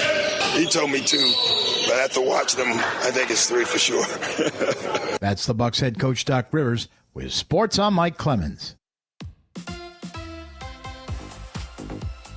On your entertainment beat, I'm Pete Schwaba. Peaky Blinders is the gift that keeps on giving to its loyal fans. Netflix and the BBC have announced that the popular show about the Shelby crime gang is getting a 2-season sequel, according to Screen Rant. The period drama, created by Stephen Knight, will have 6 episodes in each season that will air on BBC One in the UK and Netflix worldwide. The new seasons will pick up after the Peaky Blinders movie, also written by Knight, called The Immortal Man. There is no release date yet for the film, which stars Cillian Murphy, Stephen Graham, and Rebecca Ferguson. There were rumors that the movie would be the end of the franchise, but that no longer appears to be the case. Knight says that the show will follow a new generation of Shelbys in the sequel. The Immortal Man will act as a bridge between the original show, which ran for 6 seasons, and the new iteration. For more showbiz fun, tune into Nite Lite with me, Pete Schwaba, weeknights from 6 to 8 p.m. on the Civic Media Radio Network.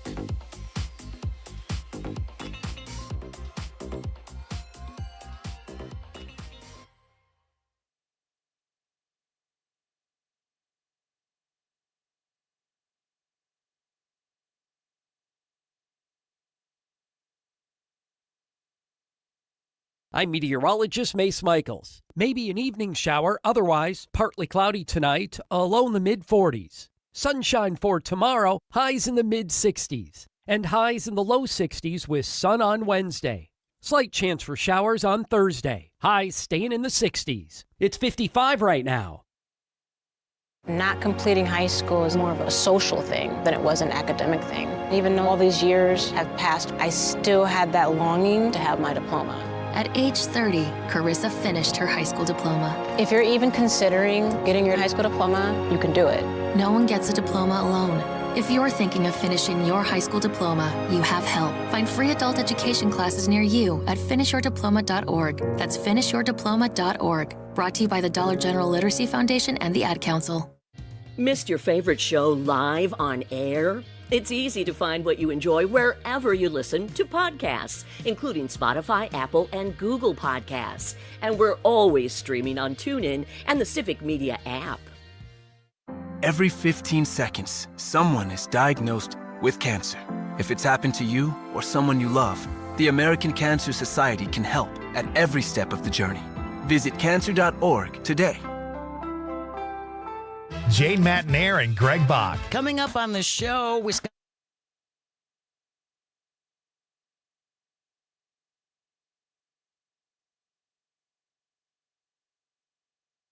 Yeah, all night long. And nobody don't dance on the edge of the dark. We've got the radio on. And it Welcome back. This is Nite Lite with Pete Schwaba. Great to have you with me on this Monday, the official first day of fall, at least if the weather is any indication. Our question of the night, folks, if you still want to get your answer in, is what movie character best describes your personality? Let me know. 855-752-4842, 855-75-CIVIC. You can also text in on the app. Very easy to use. Or if you're watching us on the radio, you can drop us a stream comment at Facebook, YouTube, or what's the other one, Con? X Twitter. Twix. That's right. Right now, we are going to get back to our guest here, Derek Pfister from Chair on Stair Films. I know it sounds dangerous, but he explained very well where that name came from. And tell us, you guys, I was checking out your website earlier. You're big proponents of shooting in the Midwest, and you sort of proudly say, this is where we want to be, and this is what we're doing. Why is that, and how have you found filming in the Midwest to be with a production company like yours? Yeah, absolutely. So I've worked with so many phenomenal people. I mean, you've seen it yourself, especially up there in Green Bay, about how much talent is around here in the state of Wisconsin and even out in the outside states around us. And it's just really unique to see that. And it's just, there's so much hidden talent. And I've worked with so much of that hidden talent. And that leads into the purpose of the next frame. And our purpose is to expose that talent by showcasing mini documentary episodes of each person. Each episode is different and styled differently to showcase a different creative, whether they're a filmmaker, director, screenwriter, composer, painter, or even a sculptor. Like anything in the creative arts, we're trying to showcase. And by doing that, we're trying to say, hey, we can build the industry here in the Midwest as well, instead of having people always worry about either traveling to the East or West Coast to be part of the industry.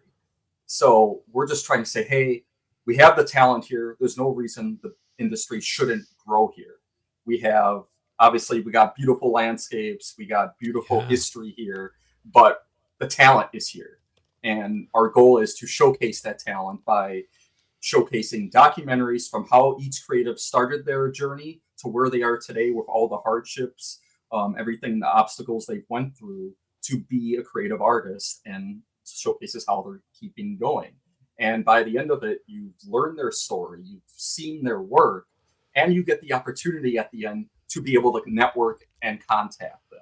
And I'm also trying to build the network by doing this in a film documentary format, and it's just been a blast doing this with my team now. Boy, that's a big undertaking. Like it's admirable, but it's also like, it seems like you have to get people on board, like, hey, check this out, it's really cool stuff. And I have no doubt you make great films, but how do you get people, like, where do you screen them, I guess, is my question. Yeah, so we've been doing the series for 4 years now. We are actually in the midst of finally releasing season 3 to the public. Right now, we've just been having them on YouTube. Our ultimate goal is to get them on streaming. As long as we get it on a service, I mean, we'll be really happy, because that would be a huge step. But Absolutely. Right now, it's been primarily on YouTube. We've been working with Film Hub. They're really interested in the series.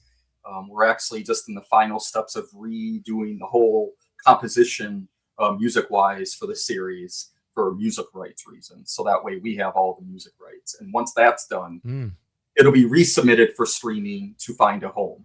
But in the meantime, they're going to be out on YouTube to see the current formats, because all the creatives that are currently featured in season 3 have been excited. They want to get their names showcased out there, showcase their work, and build their network. So that's what we're actually in the midst of doing right now. And we have a new one coming out tomorrow. Okay, so where can people see that? Like, where, like, what, all that stuff you just said and what you're doing, where would you steer people to see, hey, this is what Chair on Stair is doing, this is what we're about? Send them, or give the YouTube address, or wherever, however you'd like people to find you guys. Yeah. I mean, it's as simple as looking up Chair on Stair Films on Google now. It shows up right away because of our website, stuff like that. And you search it on YouTube, will show up. Next Frame will show up right away as well.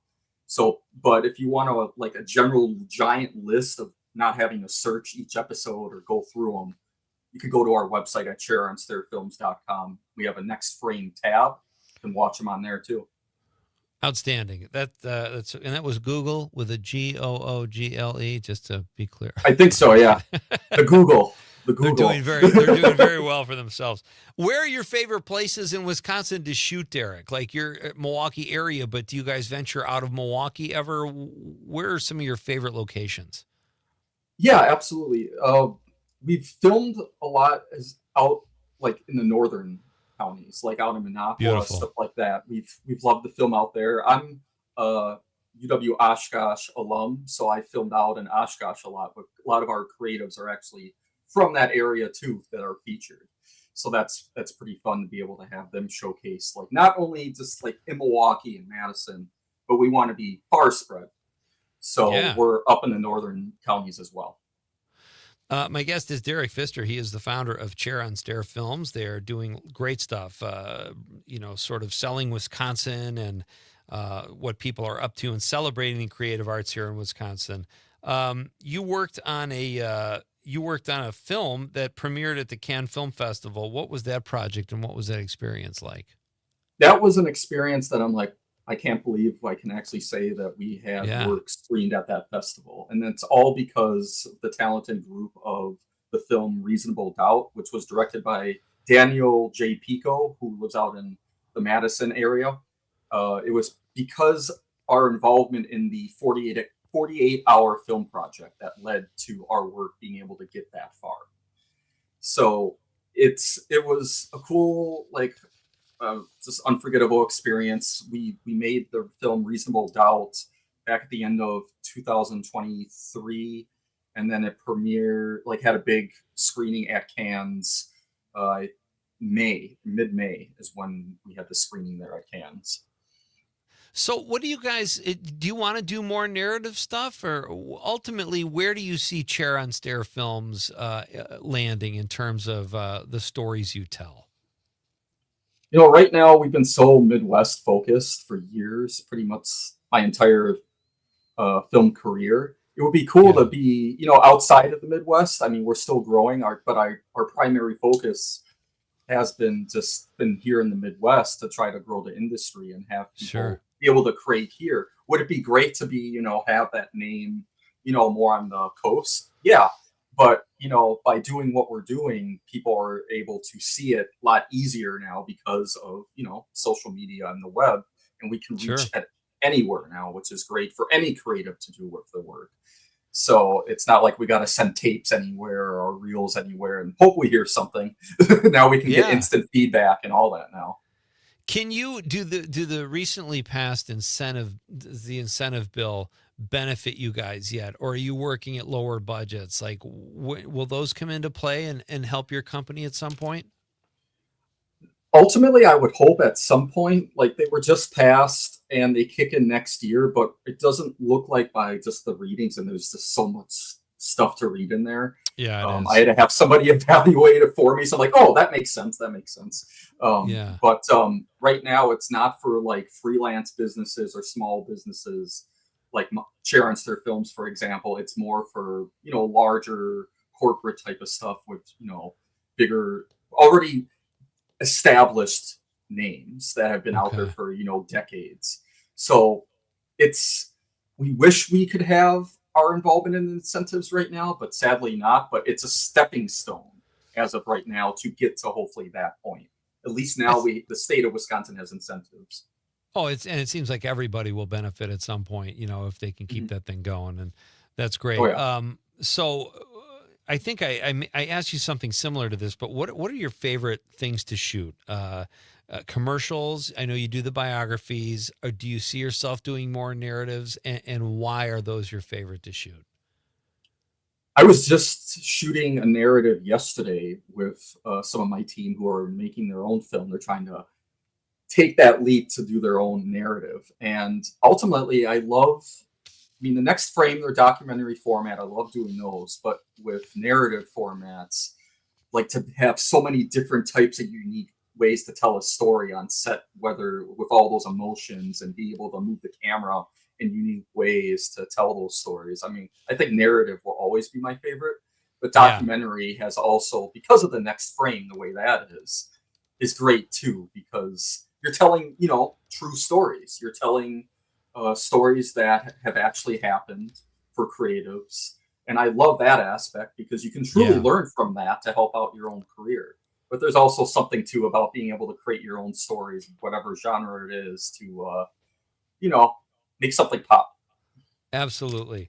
All right. So what is the hardest part? And regardless of genre or medium or whatever, putting a film together, short, feature length, documentary, whatever, it's a lot of work, as you know. So what is your favorite part of that process and least favorite? Oof. Well, I would say 40% of the time I'm shooting, and then the rest of it is me editing. I've been editing, I think, probably more. I have more hours editing than I think actually shooting, just because my full-time gig, I am an editor. So for a business, and then on the side for Chair on Stair Films, I'm doing everything from producing to writing to directing, and all the way through editing again. But ultimately, I love being behind the camera to, tell the story with the lens. But editing is, it's always going to be there for me. Because then, but that's two different things behind the camera. Like I know you're a cinematographer and you're an editor, but you just said you're directing too. Like, what's your favorite hat of those to wear? Cinematography, or shooting, or directing? That's definitely a hard one. I would still say probably cinematography. I love each one, but the one that probably has the headache the most is maybe even producing, just because I'm organizing literally everything all the way through. It's a lot of work. I mean, but then again, that work makes it great, and it's the payoff is so much there, and you feel it when it's finally done. All right, last question for you, buddy, and it's been great meeting you. Thank you for reaching out, and I'm glad this worked out. It's great to have you on the show. Thank you. What are you watching on TV? What can you recommend to listeners of Nite Lite?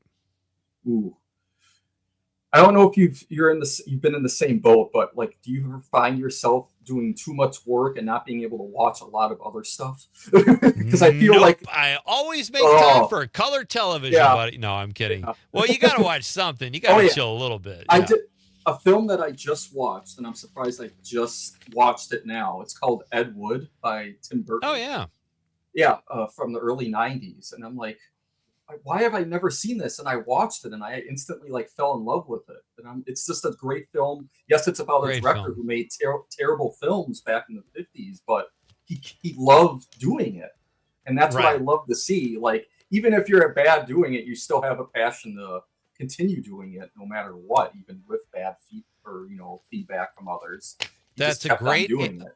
That's a great answer. Listen, best of luck. Keep in touch and break a leg out there. It's been great meeting you, Derek. Great meeting you, Pete. Appreciate being on the show tonight. You got it. All right. Have a great night. That's Derek You Pfister. too. Check out Chair on Stair Films on YouTube. We are coming right back to wrap this up. It's Pete Schwaba and Nite Lite on the Civic Media Radio Network. Let you know, girl, you're looking cool. You're out of sight. All right, just Connecting audiences, powering brands. This is Civic Media. Learn more at civicmedia.us/advertise. With locations in Appleton and Oshkosh, Insight Eye Care has been serving the Fox Valley since 1972, offering comprehensive eye care services. Their doctors also share a special interest in treating chronic dry eye disease, providing specialty contact lenses, and expert pediatric eye care. Find Insight Eye Care on North Sawyer Street in Oshkosh and Chain Drive in Appleton, improving lives by improving sight with quality eye care for everyone in your family. Insight Eye Care. Visit wiinsight.com to schedule your eye exam today. It's officially October, which means it's time to celebrate Halloween all month long. And if you're looking for some of the best Halloween events or all of the different trunk or treats that are around for the kids, don't you worry, I got you covered. From raves, trunk or treats, glow in the parks, or Halloween parties, I will meticulously search just for you, so you don't have to stress. You can just have fun instead. Just go to WGBW.FM and click events. You're welcome. Doctors Without Borders is delivering life-saving medical care where it's needed most in communities around the world. From bandaging war-wounded patients in Sudan to providing clean drinking water in Haiti, we're in more than 70 countries worldwide, bringing patients from sick to recovering, from emergency to aid, from crisis to care. This life-saving care is made possible by a global movement of supporters like you. Thank you.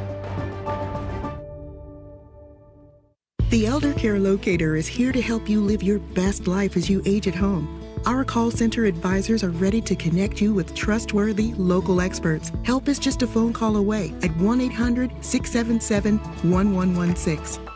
You are never far away from your favorite radio station. We're always streaming on TuneIn and the Civic Media app. And if you missed your favorite show or game, listen to a podcast of it anytime on the app or our website, civicmedia.us. Not completing high school is more of a social thing than it was an academic thing. Even though all these years have passed, I still had that longing to have my diploma.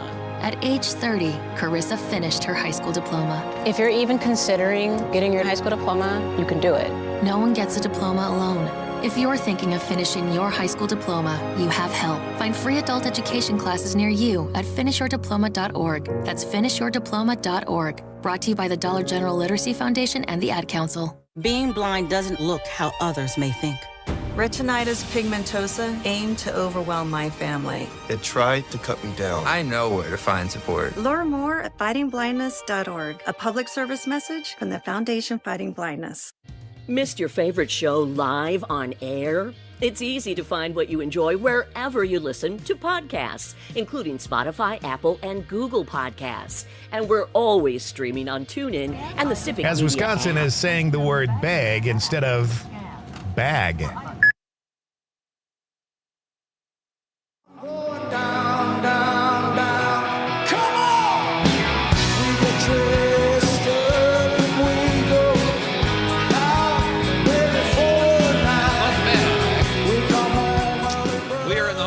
Here on a Monday night version of Nite Lite. It's been great being on the air and talking with all of you. Great text tonight. I'd like to thank my guest, Katie Compton, who is always fun. Katie was our Nite Lite window fun participant tonight, and she is doing a funny walk. So go to Facebook and check out Katie's funny walk, and those of you who remember Monty Python will understand the joke. If you're there, give us a like on Facebook or any of these platforms. We like to get likes and follows. Our text line has been pretty active tonight with our question, which was, what movie character best describes your personality? Chris Elfheim, our pal Chris Elfheim from Appleton says Katniss from Hunger Games. Oh, that's a good one. I could totally see Chris Elfheim too. Yeah. She's kind of a tiger, you know. That's a great one. Thank you, Chris. 818 Bridget says J.C. Wyatt in Baby Boom. Those of you who haven't seen Baby Boom, it's Diane Keaton, and she's great. Sam Shepard is in it, and she gets tired of the rat race. She has a baby and moves to the country and creates baby food. It's like this picturesque, very romantic version of country living. And kind of a nice feel-good story. That's a great one. Thank you, Bridget. John Murray in Madison in the 608 says, can't wait to hear someone claims the dude. Feels like a long shot tonight. Well, he got his wish. He did? Who said they were the dude? Tom from Monona. Tom from Monona. Good call, John. As usual, John's on it. John also says, just imagine that lifestyle for a minute. Yeah, I mean, all you care about is a rug? You care about getting your rug back, smoking weed, and just drinking Kahlua. Or in your White Russian. Yeah. And it's so funny, and I've heard, since I talked about the film One Battle After Another last week and compared Leonardo DiCaprio's character, he was wearing a bathrobe and a ponytail. Very reminiscent of the dude, someone said last week, also on the text line, and some Star Wars characters. And there's already been jokes going around about, can we please not have a hero or an anti-hero wearing their bathrobe? So I thought it worked in the movie, but either way. Sydney from Oregon, he's in the 708, says Dale from King of the Hill. That's a great one. Dale's the one that you can't really understand, right? Isn't he the main guy? Or no? No, Dale's like, hey, you got to get that dago Kramer on there. Dale's great. Not bad, Sydney. That's a good comp. Steady Eddie from the 608 says, Pete, people tell me that I remind them of the Bob Uecker movie character Harry Doyle. I guess it's because my sense of humor is just a bit outside. Well done, Steady Eddie. He says, I can't remember the name of the damn movie. You guys have a clue? Mr. Cub, Ernie Banks says, let's play 2. Steady Eddie says, win one for the Uke, go Brew Crew. I thought he was asking me a serious question about a movie there. I can't remember the name of the damn movie. You guys have a clue? He's talking about Just a Bit Outside. He's making a joke about what he just said or what followed. I don't know now. Oh, Steady Eddie usually crushes it. It's a great text. I just don't. I want to do him justice. But yes, Steady Eddie, I trust you will be watching the Cubs and the Brewers, as will I, as will Conrad, as will Mike Clemens, who is always fun to have on the show. Thank you to Katie. Thank you to Mike. Thank you to Derek Pfister from Chair on Stair Films. Check out their work, especially if you need something filmed. It sounds like they can make it happen. Tomorrow night on the show, comedian Jim Flanagan will be here. Jim has he's Chicago-based, but he has a Wisconsin date coming up. We really enjoyed having Jim on the show last time he was with us here at Nite Lite, and he's a very, very funny guy. So Jim will be here, and then we'll have a mystery guest, Con. We're going to have a mystery guest, maybe a quick a Nepo Baby film reviewer. I don't know. Nepo Baby is crazy to say. We'll see what happens, but it's going to be it'll be interesting. And do we have time to play that George Costanza, Jason Alexander clip? Yeah. I love this. All right, this is Jason Alexander, George Costanza on Seinfeld, talking about his character's favorite exchange on Seinfeld. My favorite George line, I can't remember the name of the episode. It might have been the red dot with the red dot on the sweater. But it was when George was working at Pendant Publishing, and he was having sexual relations with the cleaning woman in his office. And he gets called into the boss's office, played by Richard Fancy.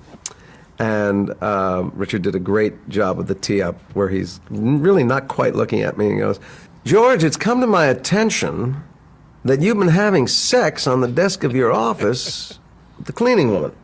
Now, of all the things that George could have said, all the potential lies, I mean, you know, you're dealing with Larry David, so the things that he could have come up with are innumerous. But what they wrote for me was that wrong? Should I not have done that? Because I got to tell you, I've worked in a lot of offices, and that kind of thing goes on all the time. If anyone had said to me when I started here that was frowned upon, it was such a perfect... No lie was going to get you out. So you go with, I didn't know that was not a fun. That only George Costanza would think of that. So great. And I love the guy who played the boss. He said his name was Richard Fancy. I didn't know. He's just a great character actor. And he says to George, "You're fired," right after that. And George says, "We didn't have to say it like that." He's complaining how he got fired. That is a great experience. It's so funny, though, that was his favorite moment from the show. A couple stream comments we've got here before we get out of here. Sydney Politics says, you're thinking of Boomhauer. Yes, that's his name. Boomhauer was the one that couldn't talk very well. Sydney says, Dale is the conspiracy nut. Yes. Okay. It's been a long time since I've seen that show. Sydney says, what up, Dave? Dave, you better get back to Sid. They're streaming pals. I love it. All right, we're coming back tomorrow night. Hope everybody has a great night. Enjoy the game. Enjoy your evening, folks. It's Pete Schwaba and Nite Lite on behalf of the lovable producer, Conrad. Good night, Wisconsin. I feel like we're forever every time we get together, but whatever, let's get lost on Mars.